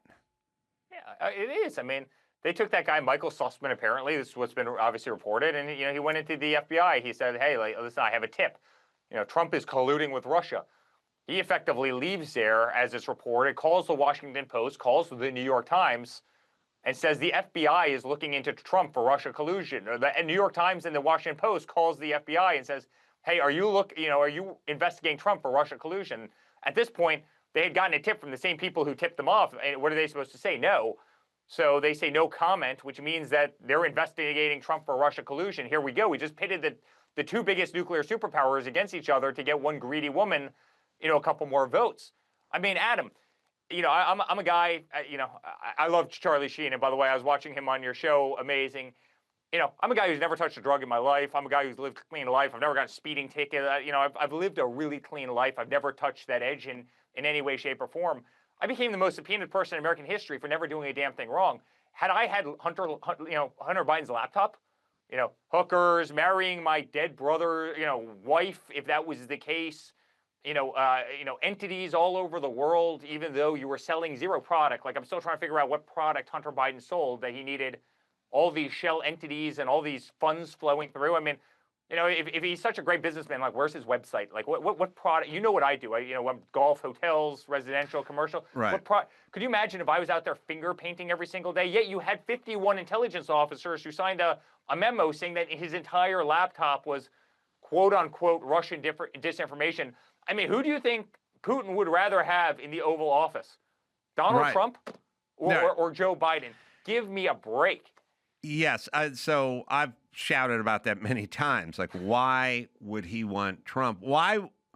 Here's what I'm saying. It's a prison, and we're able to do what we want. We can make Pruno wine in our toilet. We can smoke crack. We can have sex under this warden. Why do we want a law and order warden taking over this prison? If you're a bad actor and you run a bad country and you're a despot leader and you're up to whatever you're up to that's negative, you don't want law and order. You don't want a law and order president coming in, and it's pretty obvious. And the thing about Hillary Clinton, it would have been live and let live. I believe whatever it is you're up to abroad, it would be business as usual. Or if you were bringing fentanyl in from the southern border, like, who do you think any of these drug narco state, China, fentanyl, Mexico, cartels, do you really think they wanted a Donald Trump in there? Adam, they're getting vaporized. They're on their seventh drug boat in the last 4 hours. I mean, you watch these missiles fly in and take out these little center console boats that have thousands of pounds of fentanyl on that are going to kill unthinkable amounts of kids. I personally have 4 friends who have lost children due to fentanyl. So every single time I see these guys get vaporized, I cheer just because I know the anguish in the hearts of of friends kids have literally been poisoned in this country, with those very narcotics. But yeah, you're Venezuelan cartel, you're a Mexican cartel member. You want Donald Trump who seals the border? Of course not. Right. So it doesn't make intuitive sense just at Jump Street. But as you start getting into it, and Steele dossier, and who paid for it, and James Comer and Clapper and all that kind of stuff, it really becomes clear at a certain point what happened. But I thought maybe we could sort of walk through it from a timeline standpoint, and I'm curious about the exposure for someone like Barack Obama, who went, his trajectory, Obama's trajectory historically is going to be sort of that of Anthony Fauci, like sort of hero to the left, candles, next coming, build a shrine. He is science. He's politics, scandal-free administration. But as the years wear on, I don't think history is going to be kind to either one of those two, but I think they'll fall in the same place, which is sort of folk hero to what was this guy up to and how come we didn't know about it. That's kind of my Fauci-Obama take.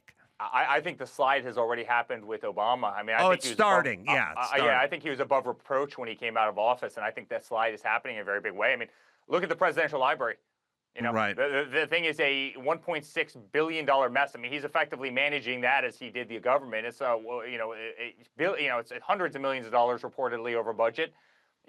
Doesn't look like anything's getting done. I mean, I built the tallest building in Chicago, second tallest building in Chicago, right? And I got done on budget, on schedule. I know how to build in Chicago. It's kind of what I've done my entire life. They're building a thing that looks like a prison, and it doesn't seem like it's anywhere near completion. It's an ugly building. Nothing's going right. The irony is that they're getting sued for discrimination at the Obama library. I mean, who could have ever made that up in a bad fairy tale? You can't make any of this stuff up. But listen, so much of the stuff was orchestrated. It looks like all the reports are coming in now suggesting that Obama was the very one who obviously came up with the Russian collusion hoax.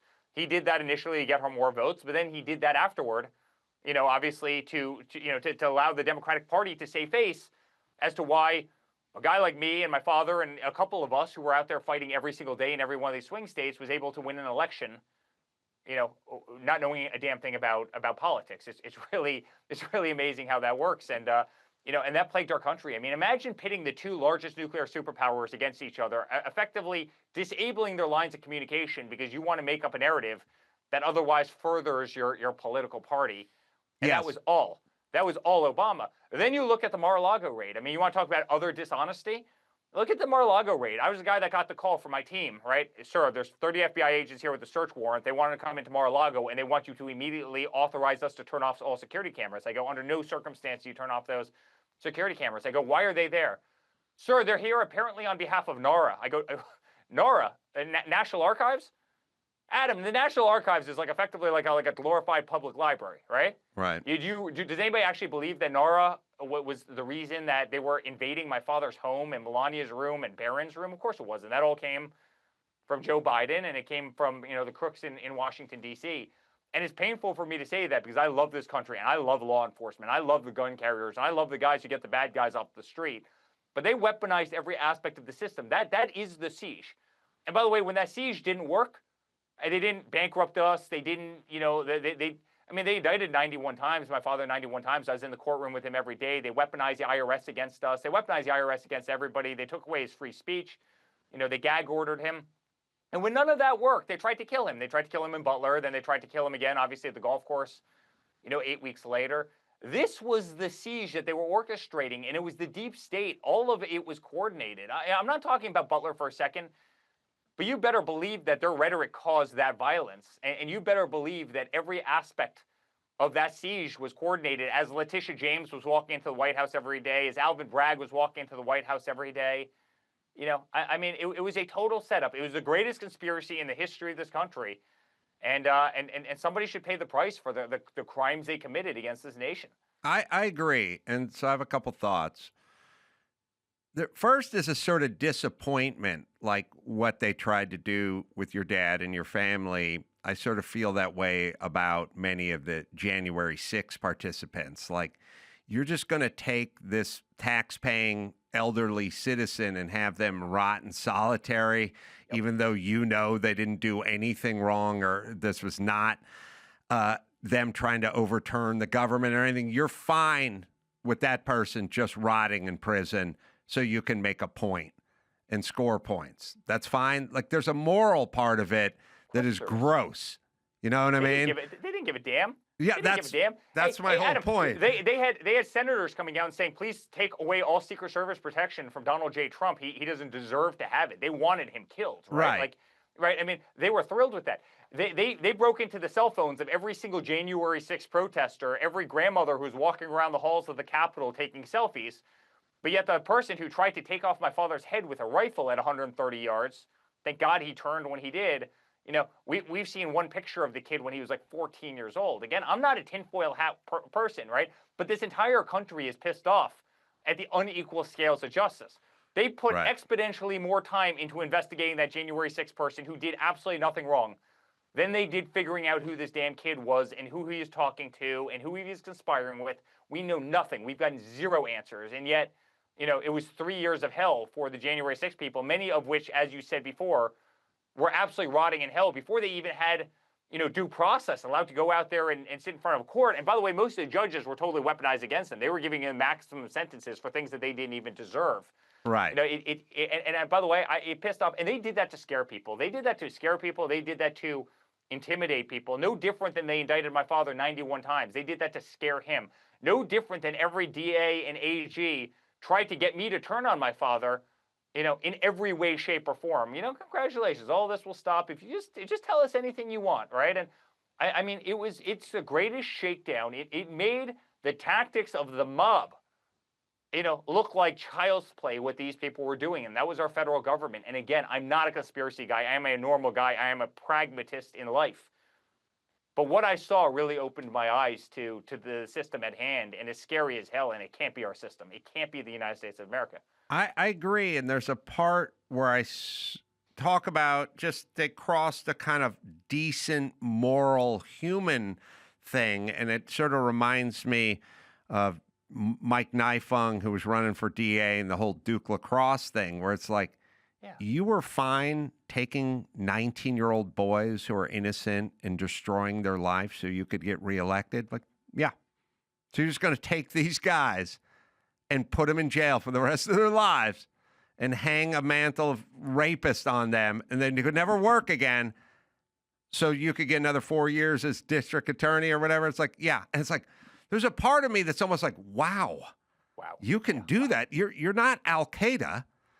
You're not a Mexican drug lord. You're an educated citizen who's running for office, and you're fine with this. So you're fine with taking people you know are innocent and putting them in a hole in a prison for January 6th so that you can score a couple of points politically and hopefully keep Trump from a second term. Yeah.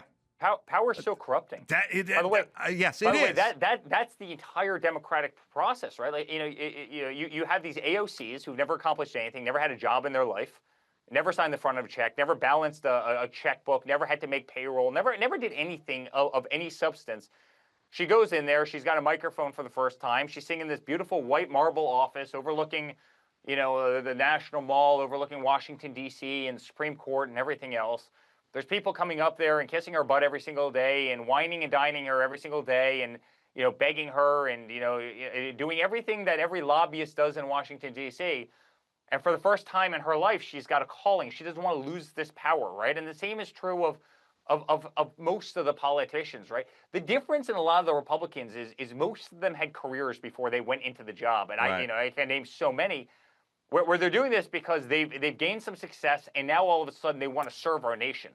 Right? These weren't the 22-year-old that went in there, again, with no experience and were enamored by a system and wealth and power that was so far beyond what they had ever seen before. My father can be a straight shooter. You know why?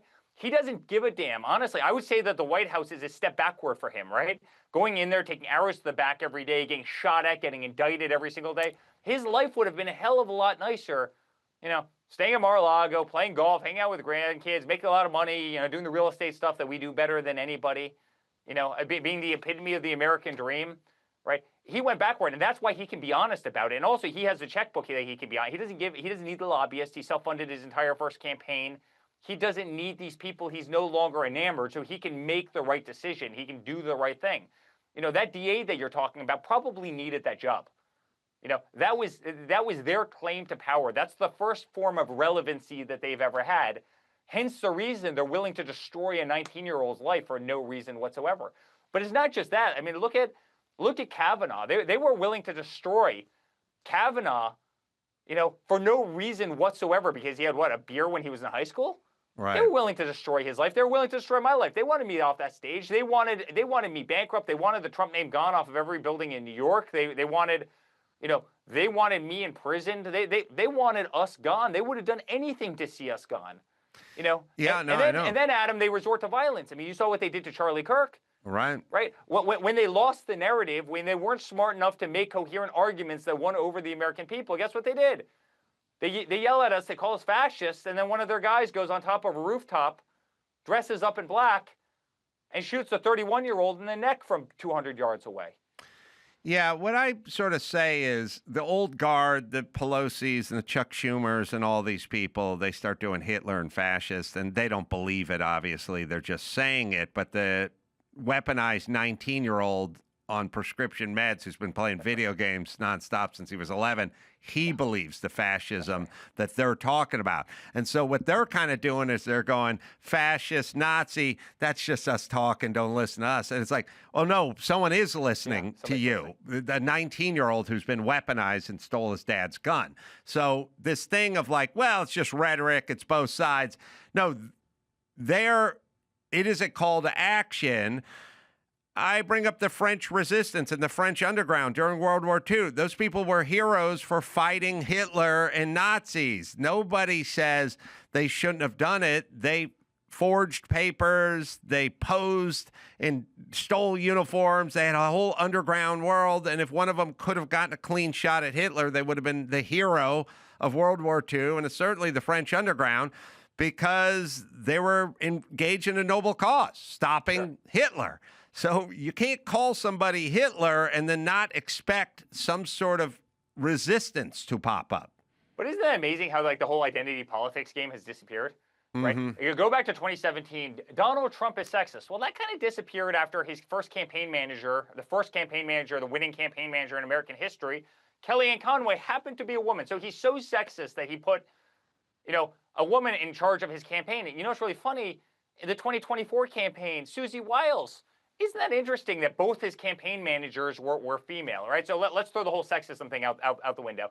And then, well, he's anti-Semitic. That's kind of funny because my sister's Jewish. She actually converted over to Judaism, and he's probably been the greatest president to Israel in the history of the world, and he's done more for, First Amendment / freedom of religion than any president in history. So that went out the window. Then all of a sudden they post his mugshot, right, which they didn't need to do. All they were trying to do with the mugshot was embarrass him.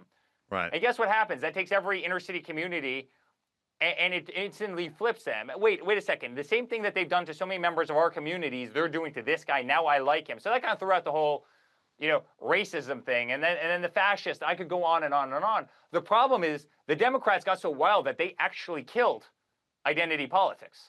Right. They killed it. And by the way, they're actually the people who have done the worst for the inner cities. I mean, look at Chicago. Chicago's been run by a Democrat for the last 100 years. And 70 shootings, and then when my father goes in to clean up the city, they reject the National Guard. And by the way, and you have got community members within those inner city communities wearing MAGA hats saying, please, President, please come clean up our streets because we can't live like this anymore. The Democrats' identity politics died, and it died years ago. And as much as they want to say it, albeit I agree with you 100%, they are absolutely torching the minds of young kids who don't know any better. It's just not believable within society anymore. I agree. I've said for a million years there's never been a better time to actually be a racist because you would just get lumped in with the rest of humanity that was called a racist but actually weren't a racist. Isn't that sad? It is. It used to mean something. Like, it really meant something that if somebody got caught saying something racist or doing something, it was a big deal. And now if somebody said, oh, did you hear Tucker Carlson said this racist thing? Or Eric Trump or Don Jr. said I'd go, yeah, right. Okay, sure. Sorry, I didn't need to hear it because you say it every day. They've done that plenty of times to me. Oh, of course. I can't tell you how many times they've tried to. But it doesn't mean anything to you, by the way. anymore. Yeah. So let's kind of break this down because I'm interested in this, and I've said recently when they said, oh, now Trump wants revenge, lawfare, he wants revenge, and I'm like, well, revenge. What is revenge? Well, revenge in Western movies is they burn the guy's ranch down and they kill his wife and his family, and now he wants revenge. It wasn't they left him alone and now he wants revenge. That's not a story. Every third movie, it's just they tried to kill this guy or they kidnapped his daughter or his wife, and now he's coming for revenge. So it's funny that they go, he just wants revenge. Well, I'm like, revenge from what? Because you're only telling the second part of the story. You had to have done something in order for him to get revenge. And revenge has a real negative connotation to it, but it's like, well, if you try to destroy his family and now he's in charge, well, I think he's allowed to look into you. He's not allowed to manufacture things, but he's allowed to look into the people that tried to destroy him and his family. By the way, Adam, it's not even looking into them. They dug so deep in every one of these situations that they found themselves. There's no looking into people. We know that Jack Smith planted documents at Mar-a-Lago. That came out in the court case. He took folders in there that said top secret. He laid them out on my father's office floor. They took pictures of them, and they disseminated them to the entire mainstream media, which is the only images people saw for months on end. They manufactured those pictures. They manufactured the Russia hoax, which literally destroyed our country for a 3-year period of time to allow Hillary Clinton and the Democratic Party to save face as they lost embarrassingly to people who didn't know what a delegate was 3 weeks earlier. They manufactured it. They manufactured the Russia, the dirty dossier, story. Steele that my dossier, father was sleeping with prostitutes, that he was having golden showers, all this stuff, because that was their, as John Podesta said, that was their October surprise, right? As defined by something that gets popped on you so late that you don't have enough time to disprove it, and it does the damage. Right. This isn't about revenge. They were caught in the act because we had to defend ourselves from these accusations, and then we found their dirty fingerprints all over the crime scene. And now all of a sudden they say, no, just kidding. Sorry about the $400 million you guys personally spent on lawyers to keep yourselves out of jail. We were just kidding. Morgan & Morgan. Well, there's a reason why Tom Brady's got 7 rings. That's some bitch. 7 rings. Just like there's a reason Morgan & Morgan is America's largest injury law firm. Over $20 billion recovered for more than 500,000 clients. That's not a slogan. That's results. In one Florida case, insurance offered $350K. Client walked out of there with $12 million. They've been doing this for 35 years, fighting for the people. Morgan & Morgan, it's America's largest injury law firm. For the people, not the powerful. It's Morgan & Morgan, right, Dawson? If you're ever injured, you can check out Morgan & Morgan. Their fee is free unless they win. For more information, go to forthepeople.com/Adam or dial #law, #529 from your cell phone. That's forthepeople.com/Adam or #law, #529 from your cell. This is a paid advertisement. Homes.com. Some might say Homes.com is the best home shopping site. I would be amongst those some. And maybe Homes.com's super comprehensive and transparent agent directory. Or maybe it's that Homes.com is the only site that always directly connects you with the listing agent who knows the home the best. Or perhaps it's because Homes.com has the most in-depth neighborhood content of any home shopping site. that's extensively researched to highlight the personality of each neighborhood. Yes, they're very granular over there. Homes.com goes above and beyond to bring home shoppers the in-depth info they need, find the right home, and find it fast. I love these guys. It's a hobby. It's a passion. I go to Homes.com. Homes.com. We've done your homework. Well, if somebody wants to know sort of the deep state, I would use this as an example. The Steele dossier was never real, didn't really exist, and it's full of, conflated and confabulated nothing. So that's a nothing.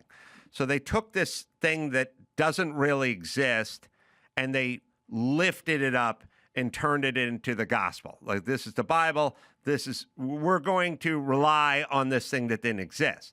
Conversely, they took Hunter Biden's laptop, which did exist, and they did confirm, and they did have, and buried that and said it didn't really exist. So there's two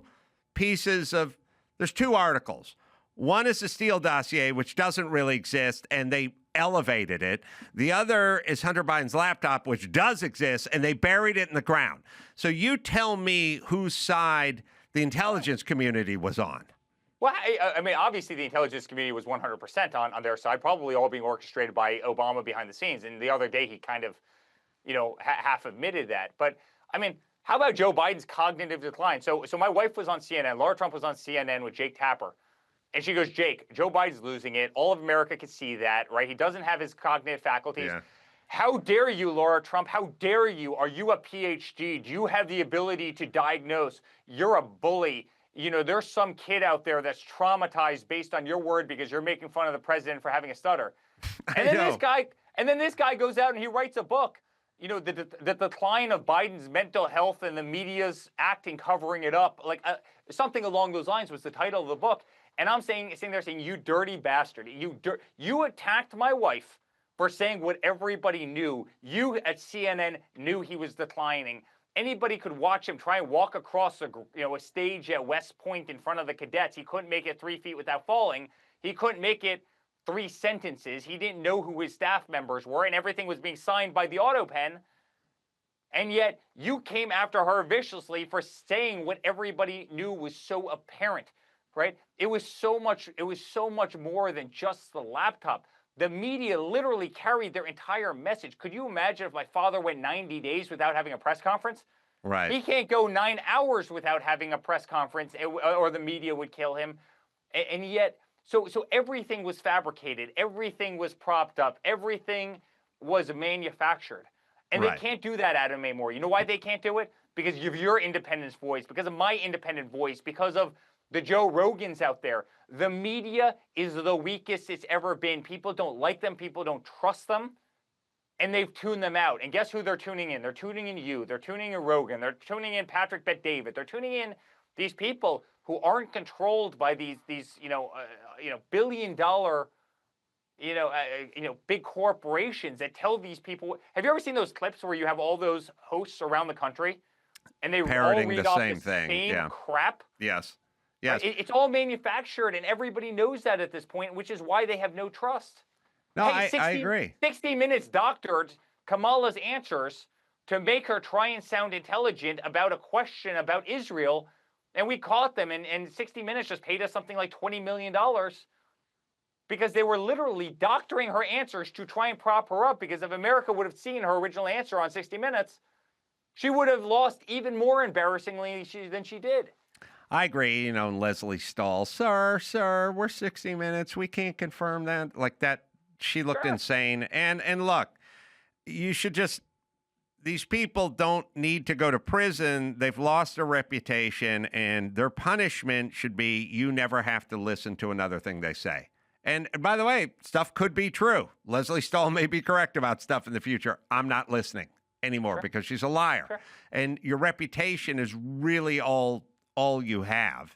And they played really fast and loose with their reputation, and America caught on, and it's going to take them a while to claw it back, because that is going to be, and it's not that they can't, Audi was a bad car to buy in the mid 90s, I would have told people, don't get an Audi, not a good car, not reliable. And now in 2025, I drive an Audi. So you can get it back, but you have to put a good product out there and you have to be consistent. But for now, they ruined their reputation, and that's their punishment. So did law enforcement, right? I mean, Yes. And by the way, like, I can't tell you how many friends I have, personal friends who are FBI agents, the greatest people in the world. I'm talking about the gun carriers, the guys who arrest bad guys. I'm not talking about the guys at the top of the org who don't carry guns, probably couldn't do a pull-up, right? And it's changed now under Cash and under Bongino. These are good people. But same thing with them. I mean, it's hard to repair the reputation when people start doubting you. You know, when the whole Charlie Kirk thing happened, and all of a sudden, instantly, different theories of the whole thing, started percolating around.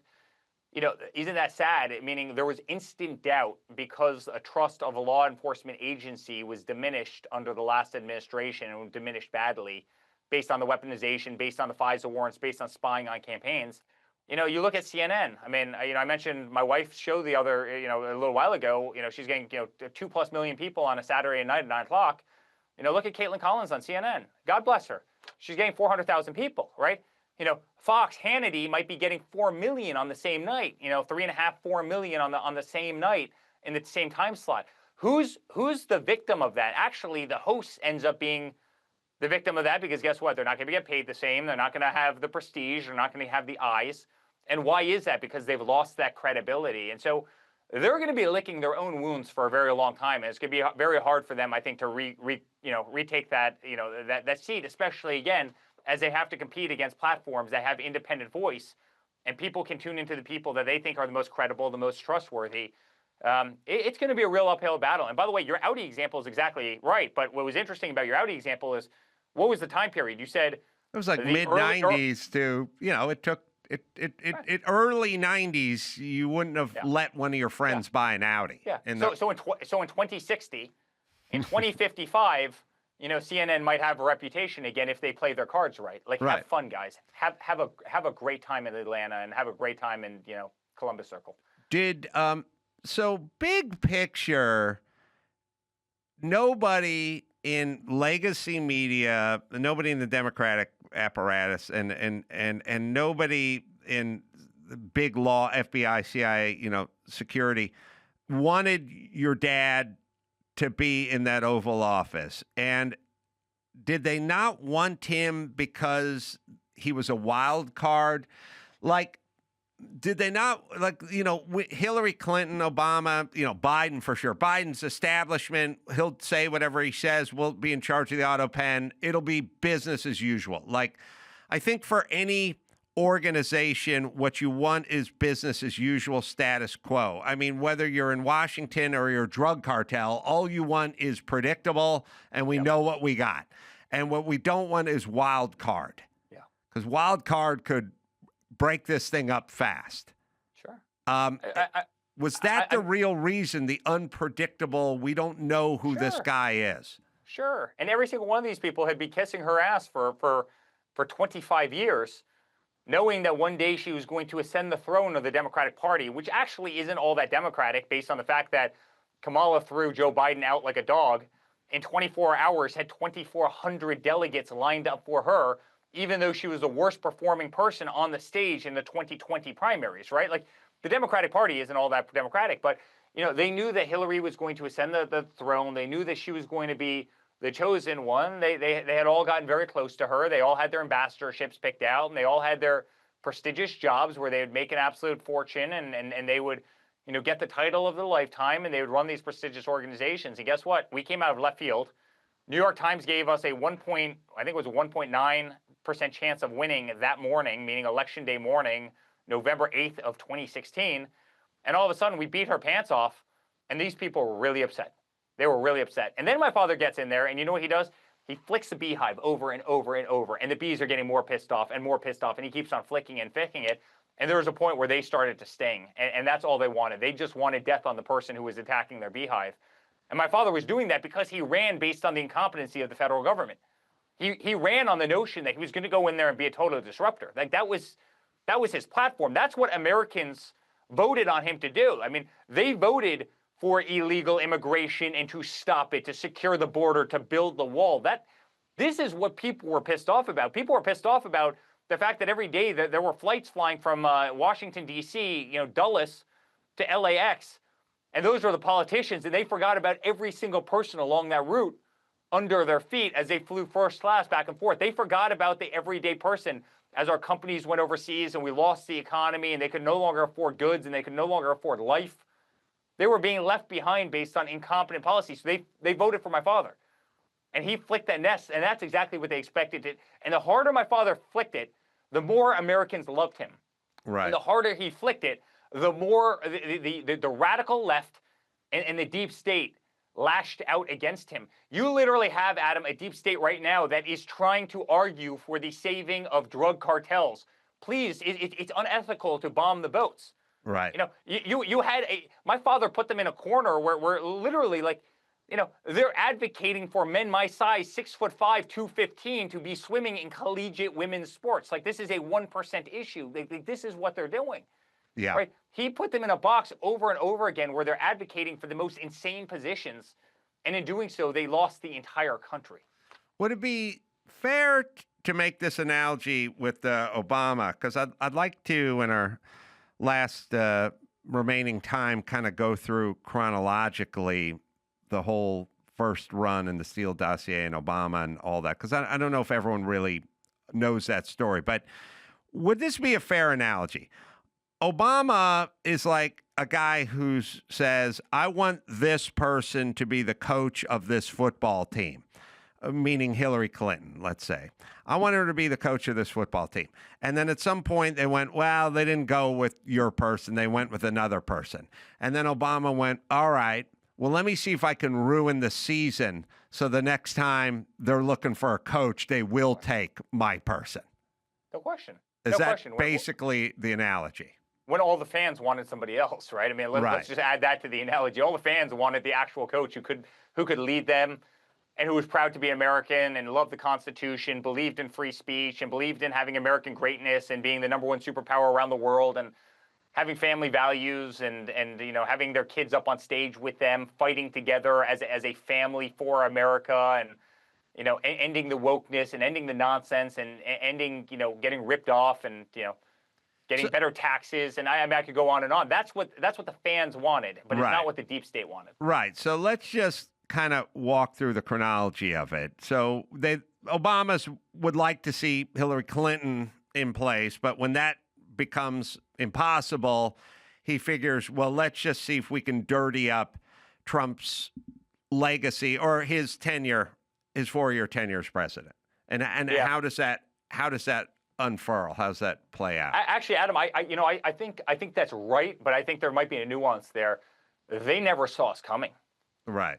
They believed the New York Times. Right. They never went to Iowa. I was the guy sitting with a bullhorn, standing on top of a tractor, a John Deere tractor, yelling into crowds 8 hours a day. They never saw us coming. Back in Time Warner Center, where CNN's based out of, they're laughing. Oh, ha, ha, ha, Hillary Clinton, right? I mean, she literally rented the Jacob Javits Center, had caviar, had Dom Perignon, had balloons under the glass ceiling because she wanted to be the first person to break the glass ceiling, right? You know where we were? We were at Michigan at 3 o'clock in the morning doing the last rally of the night, right? Like, our shoes were smoking. We had nothing left in the tank. Right. And so they all thought that she was going to have this resounding victory, having never actually left the island of New York, even though they were broadcasting to the entire nation. They missed us. Right. They missed us. And that's why the Russia hoax turned into the Russia hoax. They needed something to allow her to save face. And the only thing that they could come up with is Russia tampered with the election. And so you better believe that was created it was created a little bit before, because they wanted to get a couple last votes in the last couple of days of of October leading into November election. But they sure as hell used that as the catalyst to try and destroy my father in every way, shape, and form for the next 3 years until their own guy came out and said this whole thing was fabricated, it was all made up, and there was no collusion with Russia, despite the fact that you had Adam Schiff out there every single day saying that Don Trump Jr. is an asset of Russia, and we're going to imprison him for treason. My brother's saying I've never even met somebody from Russia, right? like what are you talking about? Like I'm an asset of Russia, And by the way, in the civil context, if that was a normal human being that didn't have constitutional protections under the speech and debate clause and everything else, Schiff would be homeless right now because you would have sued him for everything he was worth and you would have won. But unfortunately, these congressmen and senators, they say whatever they want. They say whatever is politically expedient at that moment, and there's no ramifications for it. So Obama gets a report from intelligence agencies that basically say there's no meat on this Russian collusion bone, and he says, go back and find something and bring me something that suggests otherwise. Does that surprise anybody, considering this was also the same guy that under Lois Lerner was literally using the IRS to go after churches, to go after conservative organizations, to go after people affiliated with the Republican movement? Like, does that surprise anybody that this guy is going to weaponize government? No, Adam, it's their only playbook. Honestly, their politics suck. We all laugh at it. I mean, you and I were laughing hysterically about some of their policies. They're insane. Right. Look at the people that are doing this No King's March. They're dressing up like chickens. They're dressing up like frogs. They're putting on skirts, and they're prancing around these cities, right? These are the same people who are staging bricks in this quote-unquote summer of love all across cities and throwing them through windows, and then CNN is saying that they're mostly peaceful protests as buildings burn behind them. I mean, like, they're insane, but the only thing they ever had was weaponization and rigging of every institution. They weaponized every single institution they could, and that's the only thing that gave them the advantage. Well, do you think, in an interesting way, your dad has goaded them into a horrible strategy, which again is like siding with human traffickers from drug cartels, and he've been goaded, like in a way. In boxing, you go, oh, in the first, this is interesting. So the first Sugar Ray Leonard Roberto Duran fight, Sugar Ray Leonard's very light on his feet, fast, fluid, jabs, moves around very well.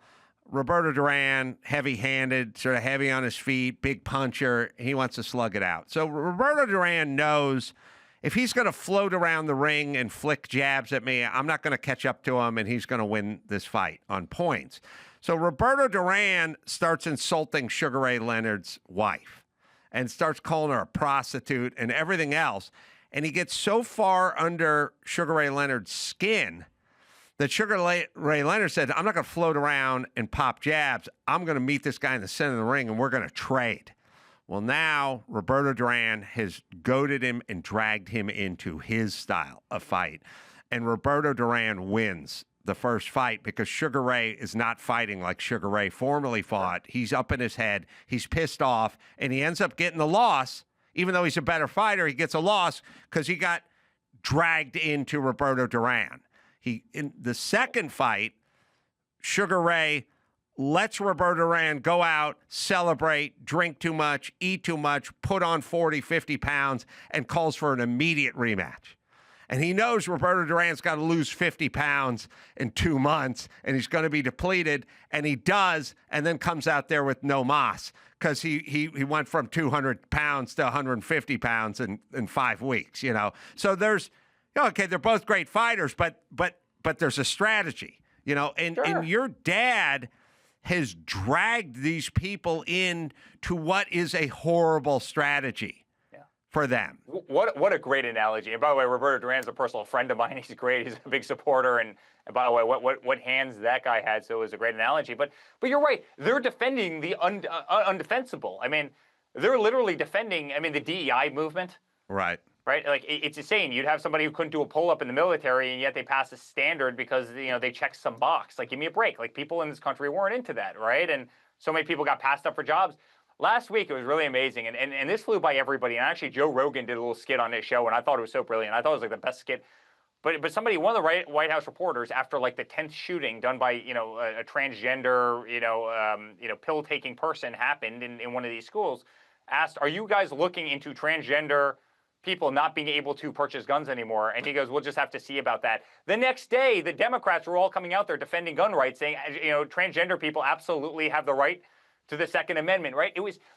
It's hysterical when you look at it because he's just goading them into going into these positions that they otherwise would have never taken before. Again, men changing in women's bathrooms. Like, that is a 99.9% issue. There's not a single female or a single male that's logical that believes that, you know, a man my size who's 70 years old should be going, or any man, but it should be going into their daughter's, you know, high school bathroom and changing in front of them. No one wants this. Or women swimming in men's sports, or go down the list of the nonsense DEI things. People don't approve of that, and yet these were the issues that they had to fight because my father was on the right side of the issue, and so they had to go the other way. They didn't have enough hubris for some reason to say, you know, Donald Trump's right. I agree with him. You shouldn't have men in women's bathrooms. Or Donald Trump's right. It's not fair that a guy that weighs 220 shouldn't be swimming against my 140-pound daughter. Like, he's right on that issue. Or, you know, Donald Trump's right that the cartels are killing people in our inner cities or all across the country, poisoning our youth with fentanyl, and we should do something about the drug trade. And we're going to stand up and clap when a drug boat, you know, shatters into 1,000 pieces. And we know that people are going to live because of it. Or, you know, Donald Trump, he created peace in the Middle East, and really well done. This is exactly what we want as a nation. We want to be a peaceful nation. Like, well done. If they had a little bit of hubris, man, would they come across as rational? I hope I'm not giving them the formula, but they would come across as normal, sane individuals. The problem is they don't, right? They don't have that hubris. And so they have to tack into these corners that are unpopular. And in doing so, they lose the entire nation. Again, which is why we won the popular vote. We won every swing state. Every state in the country went right. We won 11 counties in California that had never gone Republican before, Adam. You know, and last but not least, we won Miami-Dade, right? We won Miami-Dade by 11 points. It's the first time in 37 years Miami-Dade has been won by a conservative. And it should show you, like, you think, as I'm a business guy, if something's not going right, I can step back, I can look at it. Where did I screw up? What bad decision did I make? What did we get wrong? What did we miscalculate? They don't have enough hubris to stand back and think that they got anything wrong because they're the Democratic Party and everything they do is right. Right? And so the more they go down this path, just the more people they lose. And honestly, the further cemented the conservative movement has become, which is why they've lost youth. It's why they've lost African Americans. It's why they've lost the Hispanic vote. They've lost everyone. They've lost everyone in this country. Well, I mean, it's called Trump derangement syndrome. It's a syndrome, and the syndrome part is what almost makes it a disease, you know. And when you talk to addiction medicine specialists, you go, man, this guy had a great family and a great job and a great career and a loving wife. Why did he throw it all away for painkillers? It's like, well, it's a disease. You know what I mean? It's not like it's a reaction. It's not a rational thought. You know, what you're dealing with is the syndrome part makes it not rational. It's a lot of why, but it's because of the syndrome part of it. Now, there are guys like Fetterman who don't have the syndrome. They're Democrats, but they're not stricken with the syndrome. So they can separate and go, well, I appreciate what he did here. I'm still going to vote that way for this. But also, I'm glad Trump was able to accomplish that, you know, because he's not afflicted with the syndrome. But when you have a syndrome, you're just in a fugue state and you're throwing punches in every direction. Adam, look at like Medicare and Medicaid. You remember when Elon's in there, you know, under Doge, and he's cutting the hell out of like all the waste and fraud and abuse. Right. He's sitting there saying there are 3 million people on Medicaid that are above like 140 years old. It was some astronomical statistic, right? You're all sitting there saying, give me a break. Like, who knows a 140-year-old? There's none. Yet there's all these people that are above 140 years old. There's all these addresses where it's, you know, pretty much the same permutation in the name going to and they're sending the same check to the same person at the same household. They change one letter in the name and like 12 checks are going to them. And he's cutting out fraud, waste, and abuse like crazy to save the system. And the Democrats are coming out, how dare you cut Medicare? How dare you cut Medicaid? He's like, I'm not cutting it. I'm stopping the rampant fraud so the people who actually are on the system and need it can get a higher quality system because it's not just being infiltrated with fraud. And you have the Democrats fighting against it. I mean, they do it every single time. They do it every single time. And again, it's going to be what takes down the system. But it's also what's kind of put my father at legendary status now. And I know that sounds weird coming from a son, but he's beloved. He's beloved in this country everywhere I go. I mean, you know, people used to be quiet about it. You know, I'd go and people would come up to me and they'd whisper, you know, Eric, I love your family. Our church is voting for him. Our whole family's behind him. We love you guys. Thank you for fighting. Now I'll go on to like a Delta flight and the flight attendant will come up and jump in my arms. We love you. The whole crew loves you. I'm so glad you're here. I'm sitting there like, take it down, take it down, take it down. I'm just trying to be a little incognito here. And they're like, no, we're beyond caring at this point. Like, we love you. Thank you for. People are no longer quiet in this country, which is one of the reasons you've had this massive resurgence that you have. You know, what used to be cool to whisper, it was like they were on our side, but they would whisper. Now they're not whispering anymore. People are really vocal.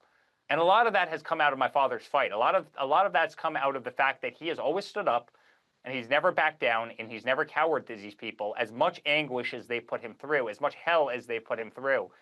And again, I really do believe that our world, and certainly Western civilization, but our world is benefiting, you know, because you had somebody who had that backbone and tenacity and, you know, the balls of steel to go through this fight and willing to take on the system and not willing to back down. You know, his life would have been a hell lot easier if he would have backed down and just conformed just a little bit. Had he done that, they would have left him alone. He's not a conformist. He's a disruptor, and you know, he'll go down in history for that. Well, maybe in his former life he wouldn't have gotten to heaven, but now, you know. He saved a lot of lives now. More than a coin toss. Well, last question for you, Eric. I was on Patrick Bet-David's show, I don't know, a week ago, and we're sort of talking about the future. And I said, well, I assume J.D. Vance will just sort of pick up the mantle and keep going the same direction. And I got some pushback. There are articulate guys over there, and then no, J.D. doesn't have it or whatever that is. So I'm. You know, and I know you're a little more behind the scenes, and Don Jr.'s a little more out front, but I see you on the shows making the rounds, and I go, this guy's articulate, and he's sharp, and he's fast, and has the same tools that Pops and Jr. has. So what do you think it'll look like in the next several years for the Republican Party?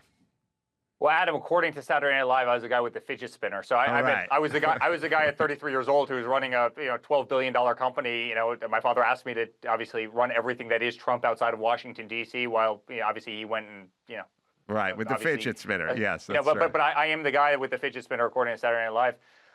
Listen, I think the difference in the Republican Party is, unlike the Republican Party of, 2017, where you had, Ben Sass and you had, Mitt Romney and you had Paul Ryan and you had, a lot of these people who were, worthless. Like, my father was the greatest rhino hunter of all time. He went into Washington, D.C., he killed every rhino. And now all of a sudden you have a Republican Party that's fighting. You look at the job that Marco is doing. He's doing a phenomenal job. You look at the JDs. You look at the Jim Jordans. I mean, I could go down the list, but you've got killers. And you have people who are willing to be loud. Second of all, he's inspired a generation. Like, I go trick-or-treating with my kids every year, and every single year, half of the kids that dress up are dressing up like Donald Trump because they freaking adore him, right? And for the first time, like, when I was going through school, Obama wasn't interesting. George Bush wasn't interesting. These people weren't interesting. Clinton wasn't interesting. Donald Trump has, like, literally grabbed their heartstrings, and they adore the man. They love who he is. They love his personality. They love the fact that he's kind of the epitome of the American dream. They love the fact that he's outspoken on certain issues, and all of a sudden it's brought in a whole new generation into politics. You never had a turning point movement when I was in school 25 years ago, right? 20 years ago. Like, we didn't give a damn about politics. We couldn't care less what George Bush did. And now all of a sudden you have all these people who are engaged in a meaningful way. You've got 100,000 chapters of Turning Point now, right? I mean, it's and people are seriously engaged on every single level. And so I think the Republican Party is in the best spot it's ever been in before. And I think politics has fundamentally changed because people enjoy the fight, people understand the issues, and it's no longer a sideshow. And so I really do think we're set up for great success. I think we've all developed a great voice. I certainly have. I mean, there is a reason that, this became the #1 book probably of the year. It did so in 5 days, and we shattered every single record times 10. People obviously like what we stand for, like that we were in the fight, and like that we never back down. But I do think there's a lot of great Republicans in there, and I think the party's in really good shape, and I mean that very sincerely. So, J.D. Vance next time around, if you're a betting man? I don't know. It's kind of hard. Listen, sitting here today, it's kind of hard for me to bet when all these people are in the cabinet or my family or I know all of them. I'm friends with all of them. I love J.D. He's a great man.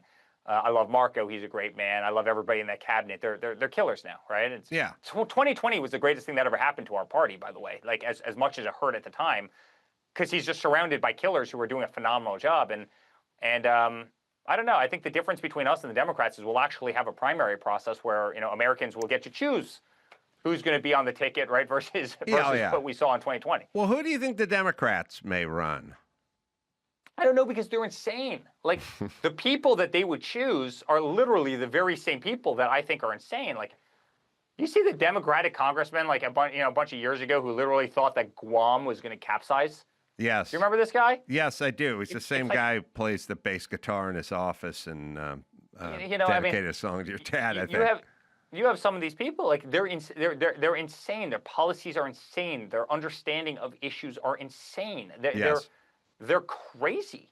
Yeah, right? I know. But yet those very same people appeal to a person. I can't get my mind there, and I'm like a sane, rational person, right? Like, yeah. See, I think they sort of take a page out of your dad's playbook to the extent that they find some Mark Cuban type and go, okay, business background, sort of, some people know who he is. Hank Johnson is the guy who's was going to capsize Guam. I think it'll be like a Mark Cuban type, or Mark Cuban, like somebody where they go, not someone who's batshit crazy like AOC and that sort of fringe wing and all that stuff. Like maybe some Democratic version of your dad. Somebody worked in the private sector, has a business, and so on. Let me give you the good or bad news. They can't get through the primary process in the Democratic Party because they're so fringe. Right. Like, you would have a person, let's just use Mark Cuban, right? And I don't agree with a lot of things, but whatever. Okay, so he's been successful in business and everything, no question. All of a sudden he would have to conform to, again, the guy my size swimming against a 140-pound girl, and like, he probably couldn't get there, and that probably means he couldn't win their primary process. So, like, congratulations, he just got eliminated and his life is over. And by the way, since since Obama or whoever it is behind the scenes will be anointing the next person, you better believe he's not going to be the anointed one, because he doesn't know those people anything, and therefore that will be another bump in the road. Like, congratulations, that person just failed. Like, who's next? It's in their process, it's a lot tougher. It's a lot tougher in their process.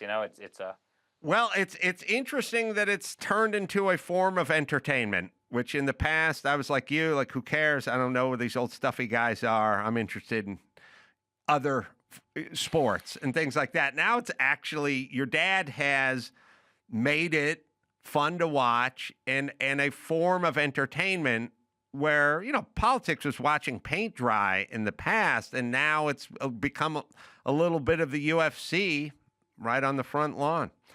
Eric, let me give you a plug. Under Siege, my family's fight to save our nation. It's #1 everywhere. It's available now. Insta and X at Eric Trump as well. Give my love to all the appropriate people that you'll say hi to. It was great catching up with you. You're the greatest, my friend. It was an honor to be on, and this was a lot of fun. This was smart, and this was a lot of fun. Thanks. Eric Trump, everybody. Appreciate it, brother.